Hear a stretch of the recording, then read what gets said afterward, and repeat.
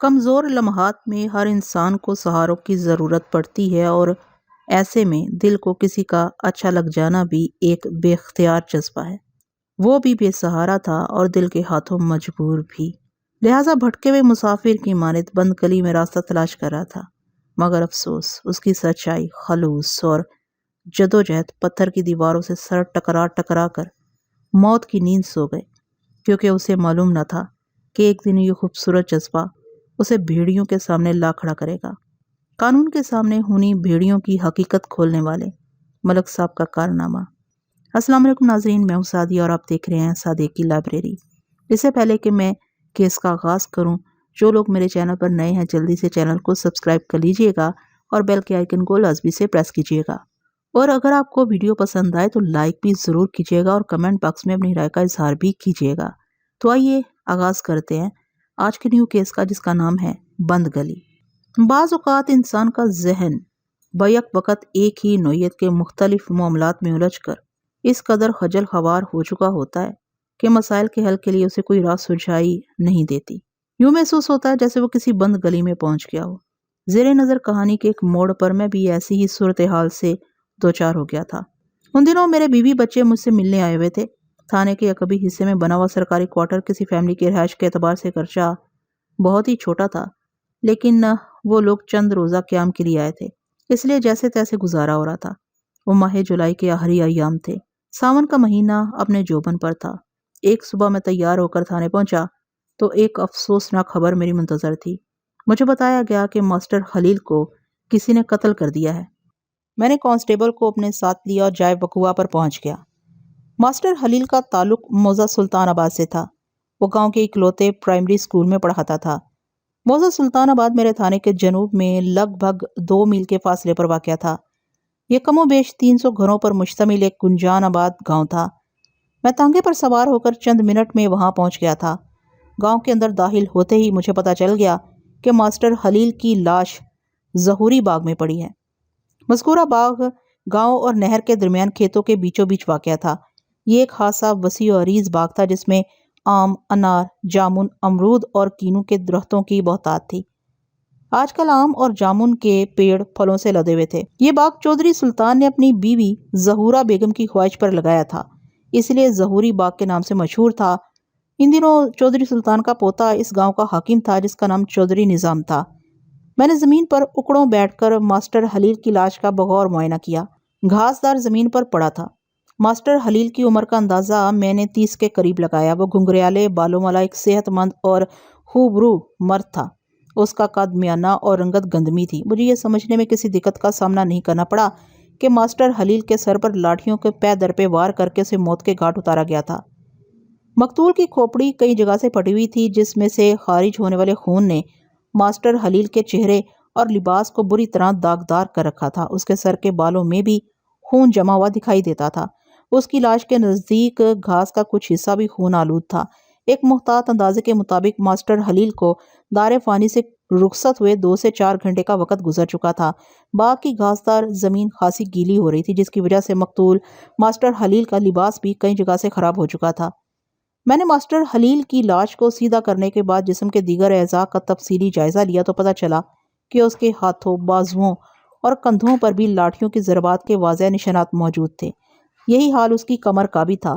اغلب امکان اسی بات کا تھا کہ حملہ آور ایک سے زیادہ تھے اور انہوں نے لاٹھیوں کے خوفناک وار کر کے ماسٹر خلیل کو زندگی کی قید سے آزاد کر دیا تھا۔ اس دوران میں ماسٹر خلیل نے خود کو بچانے کی بھرپور کوشش کی تھی، جس کے نتیجے میں وہ اپنی جان کو سلامتی تو نہ دے سکا، تاہم اس کے ہاتھ اور بازو بری طرح زخمی ہو گئے۔ حملہ آور جو کوئی بھی تھے، وہ ماسٹر خلیل کے لیے اپنے دل و دماغ میں بے پناہ نفرت اور غصہ رکھتے تھے۔ یہ ایک سیدھی سادی انتقامی کارروائی تھی جس میں ماسٹر خلیل اپنی زندگی کی بازی ہار گیا تھا۔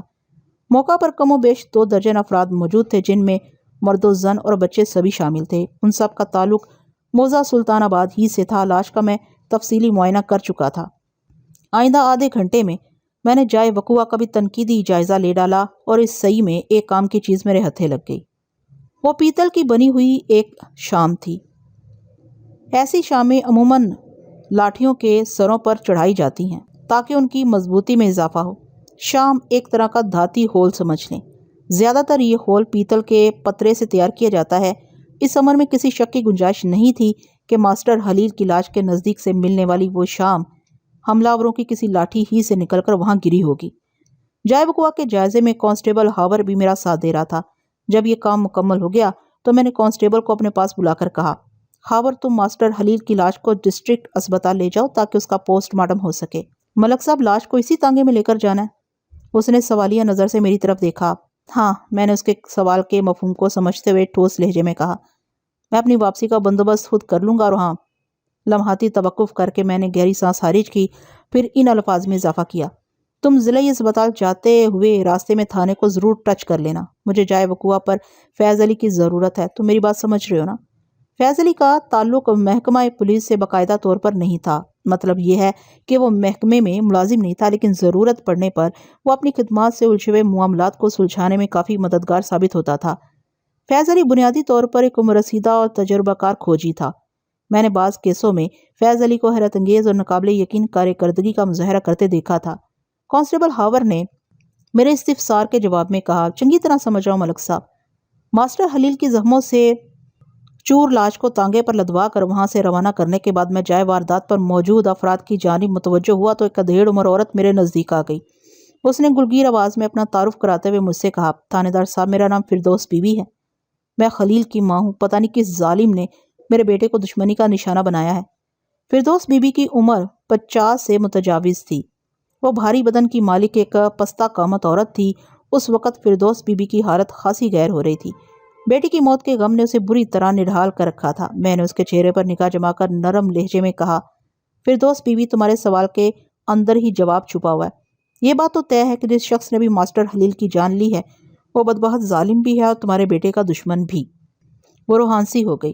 خلیل کی تو کسی کے ساتھ کوئی دشمنی بھی نہیں تھی، وہ دکھی لہجے میں بولی۔ وہ تو ہمیشہ اپنے کام سے کام رکھتا تھا، کبھی کسی کے ساتھ اس کا لڑائی جھگڑا بھی نہیں ہوا۔ میری سمجھ میں بالکل نہیں آ رہا کہ یہ کس موذی کا کام ہے۔ فردوس بی بی، جو بات تمہاری سمجھ میں نہیں آ رہی اس کی تہ میں پہنچوں گا، میں نے تسلی بھرے انداز میں کہا۔ میں تمہارے بیٹے کے قاتلوں کو بہت جلد ڈھونڈ نکالوں گا، لیکن اس کام کے لیے مجھے تمہارے تعاون کی ضرورت ہوگی۔ قاتلوں کو؟ وہ بے یقینی سے مجھے دیکھتے ہوئے بولی، آپ کا مطلب ہے خلیل کی موت میں ایک سے زیادہ لوگوں کا ہاتھ ہے؟ میرا تجربہ مجھے یہی بتا رہا ہے کہ خلیل کی موت کے ذمہ دار ایک سے زیادہ افراد تھے، میں نے ٹھہرے ہوئے لہجے میں جواب دیا۔ انہوں نے اتنا اچانک اور تیز رفتار حملہ کیا تھا کہ ماسٹر صاحب جیسے صحت مند و توانا شخص کو سنبھلنے یا فرار ہونے کا بالکل موقع نہیں مل سکا۔ باقی پوسٹ مارٹم رپورٹ کے بعد سارا معاملہ کھل کر سامنے آ جائے گا۔ وہ اپنا سر پکڑ کر زمین پر بیٹھ گئی۔ مجھے یہی محسوس ہوا کہ اسے اچانک چکر آ گیا تھا۔ فردوس بی بی کی حالت پر مجھے افسوس ہو رہا تھا۔ میں نے رکوع کے بل جھک کر ہمدردی بھرے لہجے میں پوچھا، فردوس بی بی، تمہاری طبیعت تو ٹھیک ہے نا؟ جس ماں کے اکلوتے جوان بیٹے کو بڑی بددردی سے موت کے گھاٹ اتار دیا جائے، اس کی طبیعت ٹھیک کیسے ہو سکتی ہے تھانے دار صاحب؟ وہ گھائل لہجے میں بولی، خلیل میرا واحد سہارا تھا۔ جمیل کی موت کے بعد خلیل نے مجھے ایک لمحے کے لیے بھی یہ محسوس نہیں ہونے دیا تھا کہ میں بیوہ اور وہ بن باپ کا ہو گیا ہے۔ اس نے خود کے ساتھ ساتھ مجھے بھی سنبھال رکھا تھا۔ میرا خلیل بہت عظیم بیٹا تھا۔ تھانے دار صاحب، پورا سلطان آباد اس بات کو ماننے کے لیے تیار نہیں ہوگا کہ کوئی شخص خلیل سے دشمنی بھی کر سکتا ہے، لیکن یہاں پر جو واقعہ پیش آیا ہے وہ اس امر کی گواہی دیتا ہے کہ تمہارے بیٹے کی جان کے ہتھیارے اسے شدید نفرت کرتے تھے۔ میں نے صاف کوئی سے کام لیتے ہوئے کہا، بہرحال تم اپنے گھر جا کر آرام کرو، میں یہاں سے فارغ ہونے کے بعد تمہارے پاس آؤں گا، باقی کی باتیں ادھر بیٹھ کر ہی کریں گے۔ اور وہ جو آپ کہہ رہے تھے، وہ اٹھ کر کھڑے ہوتے ہوئے بولی، آپ کو میرے تعاون کی ضرورت پڑے گی، میں بھلا آپ کی کس طرح مدد کر سکتی ہوں؟ یہ سب میں تمہیں گھر آ کر بتاؤں گا، میں نے معتدل انداز میں کہا۔ پھر میں نے وہاں موجود عورتوں میں سے 2 کو اپنے پاس بلا کر کہا کہ وہ فردوس بی بی کو بازو سے پکڑ کر اس کے گھر پہنچا دیں۔ جب میں جائے وقوع پر پہنچا تو میں نے وہاں جمع افراد کو ماسٹر خلیل کی لاش سے دور ہٹا دیا تھا۔ وہ لوگ جائے واردات سے 15-20 گز کے فاصلے پر چلے گئے تھے۔ میں نے گواہوں کے بیان کا آغاز اس شخص سے کیا جس نے سب سے پہلے ماسٹر خلیل کی لاش کو دیکھا تھا۔ اس بندے کا نام دین محمد عرف دینو بابا تھا۔ دینو کی عمر 50 اور 55 کے درمیان رہی ہوگی۔ وہ پکے رنگ کا مالک ایک سخت جان شخص دکھائی دیتا تھا۔ جفا کشی اس کے وجود میں رچی بسی نظر آتی تھی۔ دینو بابا پیشے کے اعتبار سے ایک مچھیرا تھا۔ میرے استفسار کے جواب میں اس نے بتایا، تھانے دار صاحب، آپ کو پتہ ہے آج کل برسات کا موسم چل رہا ہے، جس کی وجہ سے ہماری نہر خوب بھر کر بہہ رہی ہے اور مشرقی جانب سے آنے والے پانی میں مچھلیوں کی بھی بہتات ہے۔ مچھلیاں پکڑنا اور انہیں بیچنا میرا روزگار ہے۔ میں اسی روزی روٹی کے لیے نہر کی طرف بھی جاتا ہوں۔ میں روزانہ رات کو نہر کے پل کے نزدیک ایک مخصوص مقام پر اپنا جال ڈال دیتا ہوں۔ اس جگہ پر پانی کٹ کر آگے بڑھتا ہے، جس کے سبب پانی کی رفتار کافی حد تک سست ہو جاتی ہے، جو ماہی گیری کے لیے بڑی فائدہ مند ثابت ہوتی ہے۔ اس کے نتیجے میں میرے جال میں اچھی خاصی مچھلیاں آ جاتی ہیں۔ میں صبح 2 بار نہر پر جاتا ہوں اور اپنا جال سمیٹتا ہوں اور مچھلیوں کی بھاری تعداد کے ساتھ واپس لوٹ آتا ہوں۔ آج صبح بھی جب میں نہر کی طرف سے گاؤں کی جانب آ رہا تھا تو باغ کے اندر مجھے ماسٹر خلیل اوندے منہ زمین پر پڑا ملا۔ میں نے قریب جا کر دیکھا تو وہ مجھے اچھا خاصا زخمی نظر آیا۔ بس اس کے بعد ہی میں نے شور مچا کر لوگوں کو ماسٹر خلیل کی لاش کے بارے میں بتایا تھا۔ دینو بابا خاصا باتونی لگتا تھا۔ اپنے بیان میں اس نے ماہی گیری کو بڑی تفصیل کے ساتھ مجھ تک پہنچایا تھا۔ اس کے خاموش ہونے پر میں نے پوچھا، دینو جب تم مچھلیاں پکڑ کر نہر کی جانب سے لوٹے تو اس وقت کیا بچا تھا؟ صحیح وقت کا تو مجھے اندازہ نہیں سرکار، وہ معذرت خواہانہ انداز میں بولا، لیکن میرا خیال ہے کہ اس وقت صبح کے 7 بجے تھے۔ ہم لوگ جائے وقوع پر لگ بھگ 9:30 بجے پہنچے تھے اور تب تک اچھا خاصا دن نکل آیا تھا۔ تیز چمکدار اور بدن میں چھید کرنے والی بے رحم دھوپ چاروں طرف پھیلی ہوئی تھی۔ ساون کا مہینہ گرچہ برسات کا علم بردار ہوتا ہے، لیکن اس مہینے میں جب بھی دھوپ نکلتی ہے تو بڑی قیامت خیز ہوتی ہے، اور یہ بھی طے ہے کہ ظالم دھوپ کے بعد طوفانی بارش کی آمد لازمی ہے۔ میں دل میں دعا کرنے لگا کہ بارش شروع ہونے سے پہلے کھوجی فیض علی وہاں پہنچ جائے۔ کیا تم روزانہ اسی راستے سے نہر کی طرف جاتے اور واپس آتے ہو؟ میں نے جائے وقوع کی جانب اشارہ کرتے ہوئے دینو بابا سے پوچھا۔ جی تھانے دار صاحب، وہ اس بات میں گردن ہلاتے ہوئے بولا، گاؤں سے نہر تک جانے کا یہی سب سے مختصر راستہ ہے جو کہ ظہوری باغ کے اندر سے گزرتا ہے۔ تم نے ماسٹر خلیل کو یہاں زمین پر پڑے دیکھا تو تم نے چیخ چلا کر لوگوں کو اس کے بارے میں بتایا۔ میں نے دینو بابا کی آنکھوں میں دیکھتے ہوئے سوال کیا، کیا تمہیں دور سے دیکھتے ہی پتا چل گیا تھا کہ ماسٹر خلیل کو کسی نے جان سے مار دیا ہے؟ نہیں جی، دور سے تو بس یہی نظر آیا تھا کہ کوئی بندہ باغ میں الٹا لیٹا ہے، وہ نفی میں گردن ہلاتے ہوئے بولا۔ اس وقت تو میں یہ بھی نہیں جانتا تھا کہ وہ ماسٹر خلیل ہوگا۔ جب میں نے اس کے قریب جا کر دیکھا تو پتا چلا وہ ماسٹر خلیل ہے اور بری طرح زخمی بھی ہے۔ ماسٹر جی کی حالت دیکھ کر مجھے لگا وہ زندہ نہیں ہے۔ اس کے بعد ہی میں نے گھبرا کر بلند آواز میں لوگوں کو اس جانب متوجہ کیا تھا۔ آس پاس کے کھیتوں میں جو لوگ کام کر رہے تھے وہ میری پکار پر دوڑے ہوئے یہاں پہنچ گئے۔ اس کے بعد پورے سلطان آباد کو خبر ہو گئی کہ کسی نے ماسٹر خلیل کو قتل کر ڈالا ہے۔ اس کے بعد ہی آپ کو اس واقعے کی اطلاع دی گئی تھی۔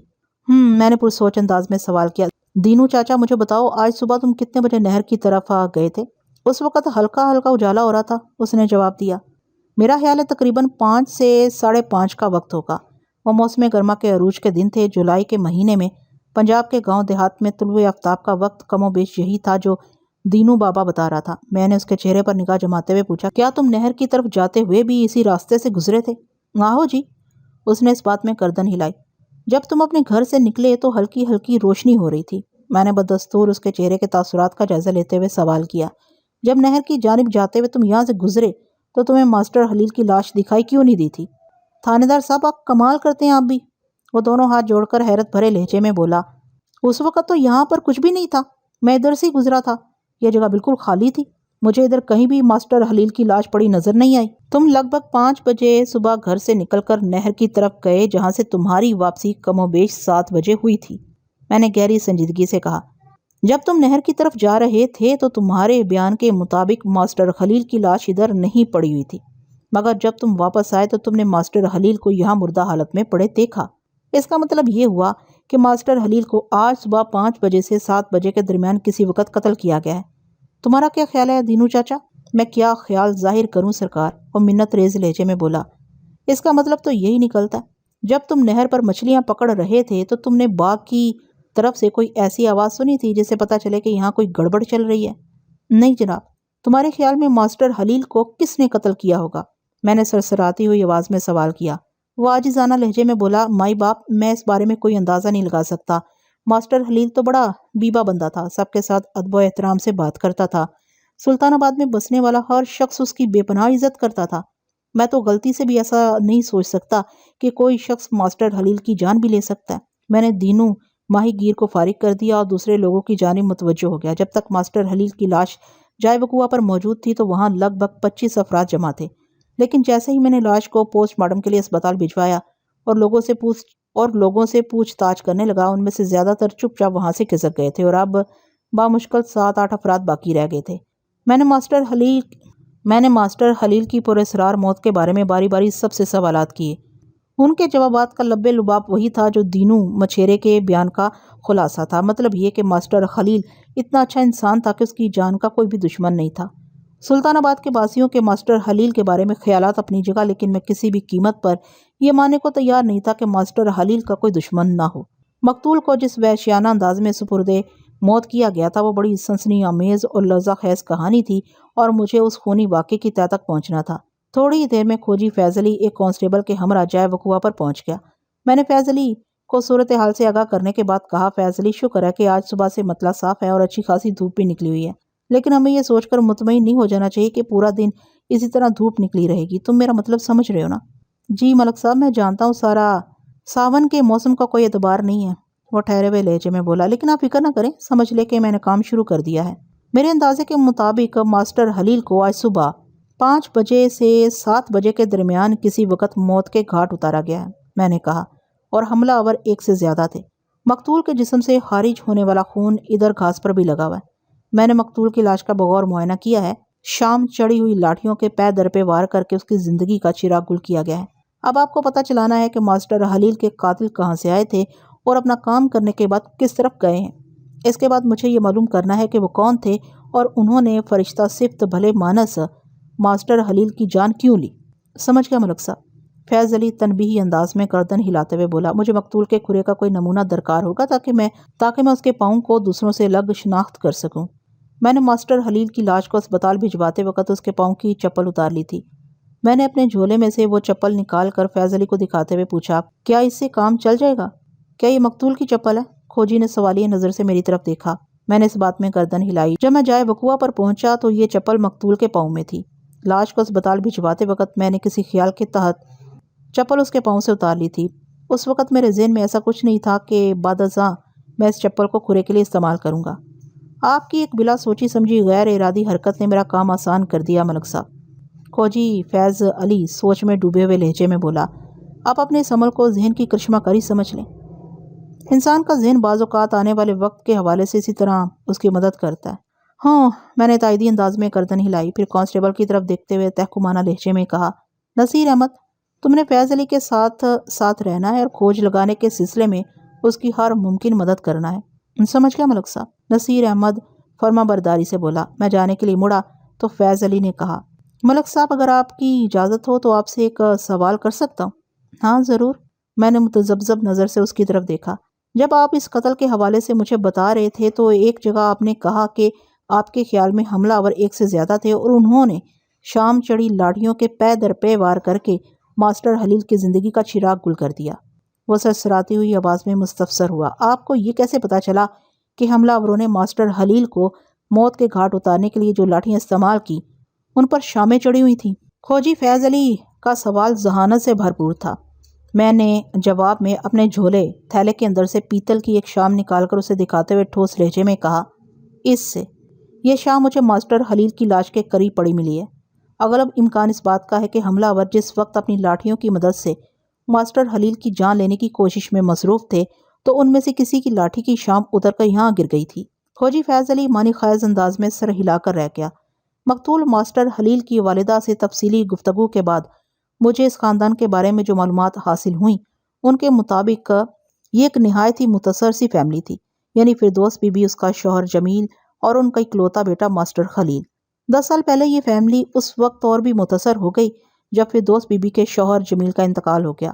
گزشتہ 10 سال سے یہ ماں بیٹا ہی ایک دوسرے کی زندگی کا پہلا اور آخری سہارا تھے، اور آج ماسٹر خلیل بھی اس دار فانی سے اٹھ گیا تھا، جس کے نتیجے میں فردوس بی بی اب دنیا میں اکیلی رہ گئی تھی۔ فردوس بی بی نے مجھے بتایا کہ 3 سال پہلے اس نے ماسٹر خلیل کی شادی کروا دی تھی، لیکن بدقسمتی سے ان کی جوڑی زیادہ عرصے تک سلامت نہ رہ سکی۔ شادی کے 6 ماہ کے بعد ایک رات ماسٹر خلیل کی بیوی صفیہ کے پیٹ میں شدید نوعیت کا درد کلنج اٹھا۔ آدھی رات کو دوا دارو کے نام پر فردوس بی بی اور ماسٹر خلیل نے صفیہ کو تکلیف معدہ سے نجات دلانے کے لیے چند گھریلو ٹوٹکے آزمائے، لیکن صفیہ کے درد میں کمی واقع نہ ہو سکی۔ بلاخر صبح سے پہلے وہ اپنے خالق حقیقی سے جا ملی۔ بیوی کی موت کے بعد ماسٹر خلیل کو چپ سی لگ گئی تھی، وہ گمسم سا رہنے لگا تھا۔ رفتہ رفتہ وہ نارمل زندگی کی طرف لوٹ آیا تھا۔ اس کے بعد خلیل نے کبھی شادی کے بارے میں نہیں سوچا، اگرچہ فردوس بی بی کی ہمیشہ یہ خواہش رہی تھی کہ اس کے بیٹے کا گھر بس جائے۔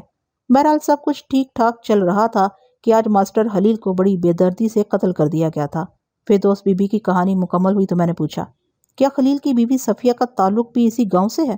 جی بالکل، اس نے اس بات میں جواب دیا۔ صفیہ کے ماں باپ ادھر سلطان آباد ہی میں رہتے ہیں۔ صفیہ کا باپ یعقوب گاؤں میں کریانہ کی دکان چلاتا ہے۔ اس کی گھر والی سلمہ بھی دکانداری میں مدد کرتی ہے۔ صفیہ کا 12 سالہ بھائی حامد چوتھی جماعت میں پڑھتا ہے۔ شریف اور عزت دار لوگ ہیں۔ ابھی تھوڑی دیر پہلے سلمہ اور یعقوب میرے پاس تعزیت کے لیے آئے تھے، کافی تسلی دلاسے دے کر گئے ہیں۔ فردوس بی بی، حالات و واقعات کی روشنی میں نے جو اندازہ قائم کیا ہے اس کے مطابق تمہارے بیٹے کو آج صبح 5 بجے سے 7 بجے کے درمیان کسی وقت قتل کیا گیا ہے۔ کیا تم مجھے بتا سکتی ہو کہ اتنی صبح وہ ظہوری باغ میں کیا لینے گیا تھا؟ میں نے بڑی نرمی سے پوچھ تاچھ کے عمل کا آغاز کرتے ہوئے کہا، یہ تو اس کا روز کا معمول تھا تھانے دار صاحب۔ اس نے جواب دیا، خلیل فجر کی اذان کے ساتھ ہی بیدار ہو جاتا تھا۔ تازہ دم ہونے کے بعد وہ سیدھا مسجد جاتا تھا، پھر نماز ادا کرنے کے بعد وہ صبح کی سیر کے لیے باغ کا رخ کرتا تھا۔ لگ بھگ 7 بجے وہ گھر آتا اور پھر ناشتہ وغیرہ کر کے اپنے اسکول چلا جاتا تھا۔ میں نے گہری سانس خارج کرنے کے بعد تصدیق طلب انداز میں کہا، اس کا مطلب یہ ہوا کہ سلطان آباد کے باسی یہ بات جانتے ہیں کہ ماسٹر خلیل روزانہ صبح کی سیر کے لیے ظہوری باغ کی طرف جایا کرتا تھا؟ وہ اس بات میں گردن ہلاتے ہوئے بولی، ہاں جی، خلیل کی اس عادت سے ہر کوئی واقف ہے۔ فردوس بی بی، تم نے اپنے بیٹے کی لاش کو اچھی طرح دیکھا ہے؟ میں نے گمبھیر انداز میں پوچھا۔ میں یہ ماننے کو تیار نہیں ہوں کہ جس شخص کا کوئی دشمن نہ ہو اسے ایسے بہیمانہ انداز میں موت کے گھاٹ اتار دیا جائے۔ خلیل کی موت کے ذمہ دار یقیناً اس کے دشمن تھے، اس کی جان کے دشمن۔ اگر تم کچھ جانتی ہو تو مجھے کھل کر بتاؤ۔ تمہارے تعاون کے بغیر میں خلیل کے قاتلوں تک نہیں پہنچ سکتا۔ میں جو کچھ بھی جانتی تھی وہ سب آپ کو بتا دیا ہے۔ وہ بھرائی ہوئی آواز میں بولی، اگر آپ کو میری بات کا یقین نہیں آ رہا تو جا کر گاؤں والوں سے پوچھ لیں کہ کون کون میرے خلیل کا دشمن تھا۔ میں فردوس بی بی کی ذہنی اور قلبی کیفیت کو اچھی طرح سمجھ رہا تھا۔ اس کی زندگی کا واحد سہارا، اس کا اکلوتا لخت جگر بڑی بے رحمی سے موت کے گھاٹ اتار دیا گیا تھا۔ میں اپنے تیکھے سوالات سے اس دکھیاری کو مزید دکھی نہیں کرنا چاہتا تھا، لہٰذا یہ کہتے ہوئے میں اس کے گھر سے اٹھایا، فردوس بی بی، مجھے تمہارے بیٹے کی المناک موت کا سخت افسوس ہے، اور میں تم سے وعدہ کرتا ہوں کہ خلیل کے قاتلوں کو کیفر کردار تک پہنچا کر ہی دم لوں گا۔ تم آرام کرو اور خود کو سنبھالنے کی کوشش کرو۔ میں پھر کسی وقت تم سے ملنے آؤں گا۔ اگر تمہیں کوئی ایسی ویسی بات یاد آ جائے جو مجھے خلیل کے قاتلوں تک پہنچا سکتی ہو تو مجھ سے چھپانا نہیں۔ میری بات سمجھ رہی ہو نا؟ جی سمجھ رہی ہوں۔ وہ اس بات میں گردن ہلاتے ہوئے بولی، میں تو خود یہی چاہتی ہوں کہ جنہوں نے میرے بچے کی جان لی ہے انہیں کڑی سے کڑی سزا ملے۔ شاباش فردوس بی بی، میں نے حوصلہ بڑھانے والے انداز میں کہا۔ اگر تم انہی جذبات کے ساتھ اسی انداز میں سوچتی رہیں تو مجھے یقین ہے کہ بہت جلد کوئی ایسی بات سامنے آ جائے گی جس کے سہارے میں اپنی تفتیش کو آگے بڑھا سکوں گا۔ چھوٹی سے چھوٹی بات کو یاد کرنے کی کوشش کرو۔ فردوس بی بی نے مجھے اپنے مکمل تعاون کا یقین دلایا اور میں اس کے گھر سے باہر نکل آیا۔ میری اگلی منزل کرامو کی دکان تھی۔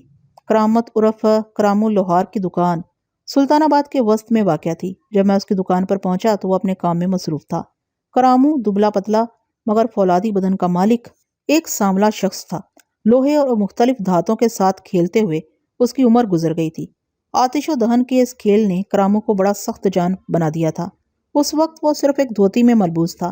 مجھ پر نظر پڑتے ہی اس نے کام سے ہاتھ کھینچ لیا اور فدویانہ لہجے میں بولا، ست بسم اللہ تھانے دار صاحب، آپ یہاں تشریف لائے تو سمجھے میری دکان کے بھاگ جاگ اٹھے۔ اس نے جلدی سے ایک چوبی سٹول کو صاف کرتے ہوئے مدبانہ لہجے میں کہا، ادھر تشریف رکھیں سرکار، میں آپ کے لیے لسی پانی کا بندوبست کرتا ہوں۔ اس تکلف کی کوئی ضرورت نہیں کرامو، میں نے مذکورہ چوبی سٹول پر بیٹھتے ہوئے معتدل انداز میں کہا، اور تم بھی اپنے اڈے پر آرام سے بیٹھ جاؤ، میں تم سے چند اہم باتیں کرنے آیا ہوں۔ چند نہیں، آپ ڈھیر ساری باتیں کریں جناب، وہ جلدی سے بولا۔ آپ آج پہلی مرتبہ میری دکان پر آئے ہیں، میں خاطر تواضع کے بغیر رہ نہیں سکتا۔ پھر موسم بھی تو دیکھیں، کس طرح آسمان سے آگ برس رہی ہے اور آپ پچھلے 2 گھنٹے سے کھلے میں تفتیش کرتے پھر رہے ہیں۔ بتائیں سرکار، لسی منگواؤں یا ٹھنڈی بوتل؟ کرامو لوہار نے بات کے اختتام پر سوالیہ نظر سے میری طرف دیکھا تو میں اس کی خلوص بھری پیشکش کے سامنے مزید مزاحمت نہ کر سکا۔ سچی بات تو یہ ہے کہ اس وقت مجھے شدید نوعیت کی پیاس بھی محسوس ہو رہی تھی۔ چلیں ٹھیک ہے، میں نے کہا، تم لسی منگوا لو۔ کرامو لوہار نے اپنے گھر کے سامنے والے حصے ہی میں دکان کھول رکھی تھی۔ وہ اندر گیا اور چند منٹ کے بعد مزیدار لسی سے بھرا ہوا جگ اور ایک گلاس لے کر واپس آ گیا۔ جگ میں لسی کی سطح پر مکھن کا پیڑا بھی تیر رہا تھا۔ جب کرامو مجھے لسی سرو کرنے کے بعد دوبارہ اپنے اڈے پر جا بیٹھا تو میں نے مکھن دار لسی سے کما حق کا انصاف کرتے ہوئے اسے پوچھا، کرامو تم تو بڑے باخبر انسان ہو، ادھر دکان میں بیٹھ کر تم سب جانتے ہو کہ میں پچھلے 2 گھنٹے سے آگ برساتے آسمان کے نیچے تفتیش کرتا پھر رہا ہوں۔ وہ جی بات یہ ہے کہ تھوڑی دیر پہلے میں بھی ظہوری باغ کی طرف گیا تھا، وہ وضاحت کرتے ہوئے بولا۔ میں نے ادھر آپ کو تفتیش میں مصروف دیکھا تھا، بس اتنی سی بات ہے۔ میں نے کرامو کی آنکھوں میں دیکھتے ہوئے گھمبیر لہجے میں کہا۔ میں نے اب تک فردوس بی بی سمیت جتنے بھی لوگوں سے پوچھ گچھ کی ہے، ان سب کے بیان میں ایک چیز مشترک ہے کہ مقتول ماسٹر خلیل بہت ہی نیک دل، امن پسند اور صلح جو انسان تھا۔ پورے سلطان آباد میں اس کا کوئی دشمن نہیں تھا، لیکن محلیان سلطان آباد کی اس رائے سے بالکل اتفاق نہیں کر سکتا۔ ماسٹر خلیل کو جس انداز میں موت کے گھاٹ اتارا گیا ہے، وہ کسی بدترین دشمن ہی کا کام ہو سکتا ہے۔ تم اس بارے میں کیا کہتے ہو؟ میں سمجھتا ہوں دونوں اپنی جگہ ٹھیک ہیں، کرامو نے ٹھہرے ہوئے لہجے میں جواب دیا۔ کون دونوں؟ بے سختہ میرے منہ سے نکلا۔ آپ بھی اور گاؤں والے بھی، اس نے کہا، اور ان گاؤں والوں میں بھی شامل ہوں۔ آخر تم کہنا کیا چاہ رہے ہو؟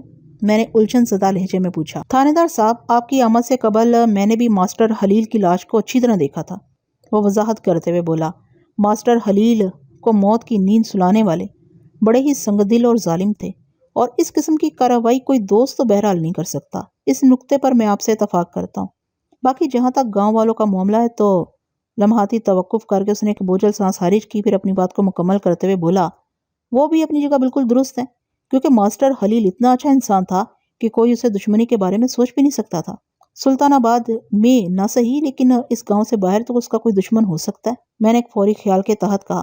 ہاں یہ ممکن ہے، وہ تائیدی انداز میں بولا، لیکن کم از کم میں ماسٹر خلیل کے ایسے کسی دشمن سے واقف نہیں ہوں۔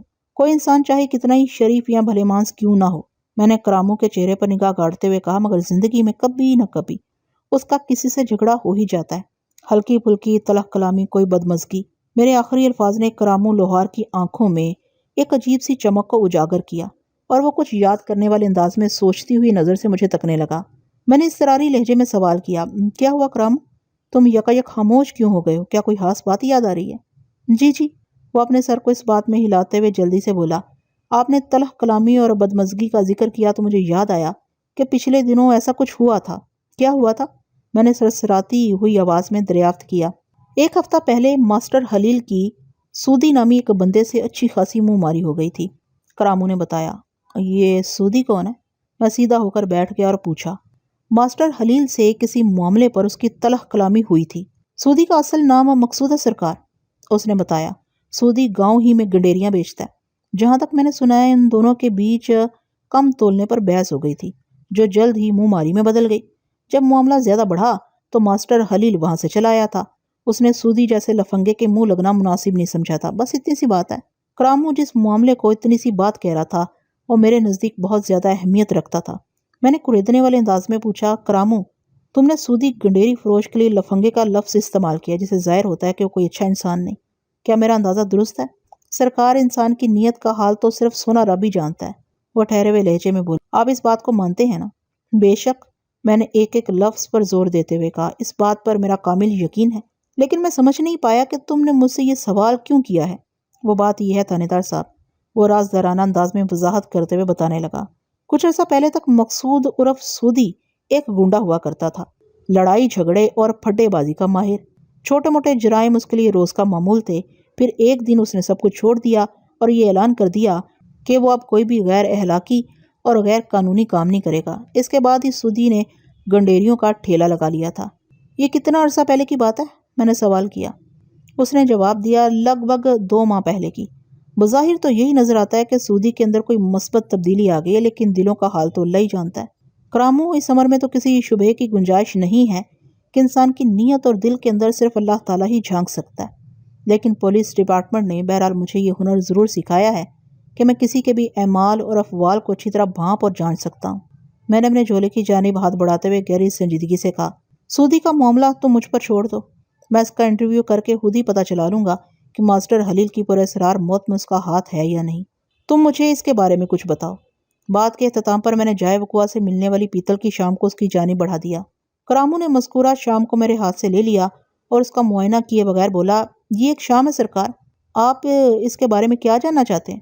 کیا تمہارے علاوہ سلطان آباد میں کوئی اور لوہار بھی دکان کھولے بیٹھا ہے؟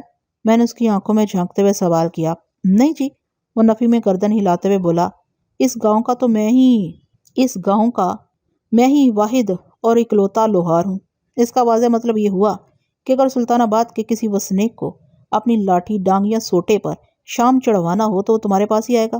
نہ ہو جی، وہ فخر سے سینہ پھلاتے ہوئے بولا، اور کدھر جانا اس نے؟ تو پھر اس شام کا بغور جائزہ لے کر مجھے بتاؤ کہ تم نے کس شخص کی لاٹھی پر اسے چڑھایا تھا؟ میں نے اس کے ہاتھ میں موجود شام کی طرف اشارہ کرتے ہوئے پوچھا۔ اب کی بار کرامو نے شام کو لائق توجہ جانا اور اسے اپنے ہاتھوں میں گھمانے پھرانے کے بعد نفی میں سر چھڑکتے ہوئے جواب دیا، تھانے دار صاحب، یہ شام میرے ہاتھوں کی بنی ہوئی نہیں ہے۔ تم کہنا کیا چاہ رہے ہو؟ میں نے تیز لہجے میں پوچھا۔ مطلب یہ جناب کہ میں نے یہ شام اس گاؤں میں رہنے والے کسی بھی شخص کے ڈانگ سوٹے پر نہیں چڑھائی، یہ کہیں اور کی بنی ہوئی ہے۔ وہ وضاحت کرتے ہوئے بولا، یا تو سلطان آباد کے کسی وسنیک نے کہیں باہر سے اسے اپنی لاٹھی پر چڑھوایا ہوگا، یا پھر یہ کسی باہر کے آدمی سے تعلق رکھتی ہے۔ ویسے آپ کو یہ شام ملی کہاں سے؟ جائے وقوع سے، میں نے سرسراتی ہوئی آواز میں جواب دیا۔ یہ ظہوری باغ میں ماسٹر حلیل کی لاش کے نزدیک ہی پڑی ہوئی تھی۔ اب ساری بات میری سمجھ میں آ گئی ہے تھانے دار صاحب، وہ شام مجھے واپس کرتے ہوئے مدبرانہ انداز میں بولا۔ ماسٹر حلیل کو جب لاٹھیوں کے پے در پہ وار کر کے موت کے گھاٹ اتارا جا رہا تھا تو قاتلوں میں سے کسی کی ڈانگ سے یہ شام اتر کر باغ میں گر گئی تھی۔ میری طرف آپ کے آنے کا مقصد یہی ہے کہ میری مدد سے آپ اس شخص تک پہنچ جائیں جس کی لاٹھی کے سرے پر یہ شام چڑھی ہوئی تھی۔ میں ٹھیک سوچ رہا ہوں نا سرکار؟ 16 آنے درست، میں نے اس کے اندازے کی تصدیق کرتے ہوئے کہا، لیکن لگتا ہے میرا یہاں آنا فائدہ مند ثابت نہیں ہوا۔ تم اس لاٹھی کے مالک کو بالکل نہیں جانتے جس کی شام مجھے جائے وقوع سے ملی ہے۔ اگر مجھے اس لاٹھی کا یا اس کے مالک کا پتہ چل جاتا تو پھر میں بآسانی ماسٹر حلیل کے قاتلوں تک پہنچ سکتا تھا۔ اگر مجھے اس لاٹھی کا یا اس کے مالک کا پتہ چل جاتا تو پھر میں بآسانی ماسٹر حلیل کے قاتلوں تک پہنچ سکتا تھا۔ مجھے سخت افسوس ہے سرکار کہ میں آپ کے کسی کام نہیں آ سکا، وہ معذرت خواہانہ انداز میں بولا۔ مجھے جو معلوم تھا وہ میں نے آپ کو بتا دیا ہے، اتنا زیادہ مایوس ہونے کی ضرورت نہیں ہے کرامو، میں نے اسٹول سے اٹھتے ہوئے کہا۔ تم بڑی حد تک میرے کام آئے ہو اور اس تعاون کے لیے میں تمہارا شکر گزار ہوں۔ وہ بے یقینی سے مجھے دیکھتے ہوئے مستفسر ہوا۔ میں سمجھا نہیں جناب، میں نے آپ کا کون سا کام کیا ہے؟ آپ کس تعاون کی بات کر رہے ہیں؟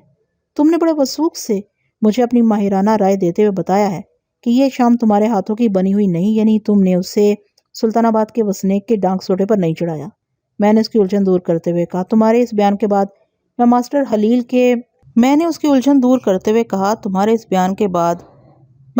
حلیل کے قاتلوں کو سلطان آباد کے اندر اور باہر دونوں جگہوں پر تلاش کروں گا۔ میری بات تمہاری سمجھ میں بیٹھی کہ نہیں؟ بڑی چنگی طرح بیٹھ گئی ہے تھانے دار صاحب، وہ توانا لہجے میں بولا۔ کرامو، میں نے اسے مخاطب کرتے ہوئے گھمبیر لہجے میں کہا، مایوسی انسان کی کامیابی کے راستے کی سب سے بڑی دیوار ہے۔ انسان کو بدترین حالات میں بھی مایوس نہیں ہونا چاہیے۔ ہر اندھیرے کے پیچھے ایک اجالا چھپا ہوتا ہے۔ اگر انسان ہمت نہ ہارے تو اندھیرے کی دبیز طے کو چیر کر وہ احاطے تک رسائی حاصل کر سکتا ہے۔ آپ بالکل ٹھیک کہہ رہے ہیں تھانے دار صاحب، وہ تائیدی انداز میں گردن ہلاتے ہوئے بولا۔ مجھے یقین ہے کہ آپ بہت جلد ماسٹر حلیل کے قاتلوں کو گرفتار کرنے میں کامیاب ہو جائیں گے۔ انشاءاللہ، میں نے بڑے اعتماد سے کہا۔ پھر پوچھا، کرامو مجھے بتاؤ، وہ اسکول کس طرف ہے جہاں ماسٹر خلیل پڑھایا کرتا تھا؟ اوئے سلامو! میرے سوال کا جواب دینے کی بجائے اس نے گھر کے اندرونی حصے کی جانب منہ کر کے بآواز بلند کسی کو پکارا۔ اتنے میں اگلے ہی لمحے ایک دبلا پتلا لڑکا گھر کے اندر سے نمودار ہوا اور کرامو کے سامنے آ کر بولا، جی ابا جی۔ او پتر، تھانے دار صاحب نو ذرا اسکول تک چھڈا۔ اچھا جی، سلامو نامی اس 10-11 سالہ لڑکے نے جلدی سے کہا۔ سلامو میرا پتر ہے سرکار، کرامو نے مجھ سے کہا، یہ آپ کو اسکول تک پہنچا دے گا، آپ اس کے ساتھ چلے جائیں۔ میں کرامو کے بیٹے سلامو کے ہمراہ سلطان آباد کے اسکول کی جانب روانہ ہو گیا۔ جائے وقوع پر پوچھ تاچھ کرتے ہوئے مجھے معلوم ہوا تھا کہ اسکول میں مقتول خلیل کے علاوہ 2 اور ماسٹر بھی بچوں کو پڑھاتے تھے، لیکن ان میں سے کوئی مجھے موقع واردات پر دکھائی نہیں دیا تھا۔ اسی لیے میں نے اسکول کا رخ کیا تھا تاکہ اس معمہ قتل کو حل کرنے میں کوئی مدد مل سکے۔ ہم 2 گلیوں کو عبور کرنے کے بعد ایک میدان میں پہنچ گئے۔ سلامو نے مجھے بتایا، اس میدان کے دوسرے کنارے پر اسکول ہے، لیکن میں آپ کے ساتھ اسکول تک نہیں جاؤں گا۔ وہ کیوں؟ میں نے سوالیہ نظر سے اس کی طرف دیکھا۔ بس جی ایسی، وہ عجیب سے لہجے میں بولا، جب اسکول کا بورڈ نظر آنے لگے تو میں آپ کو چھوڑ کر واپس چلا جاؤں گا۔ لگتا ہے تم گھر میں اپنے کسی کھیل کود کو ادھورا چھوڑ کر آئے ہو۔ میں نے اس کے ساتھ چلتے ہوئے خیال ظاہر کیا۔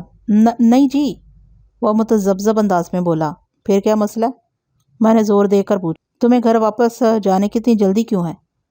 وہ جی بات یہ ہے کہ، وہ ہچکچاہٹ آمیز انداز میں بتانے لگا، مجھے پڑھنے کا بالکل شوق نہیں ہے۔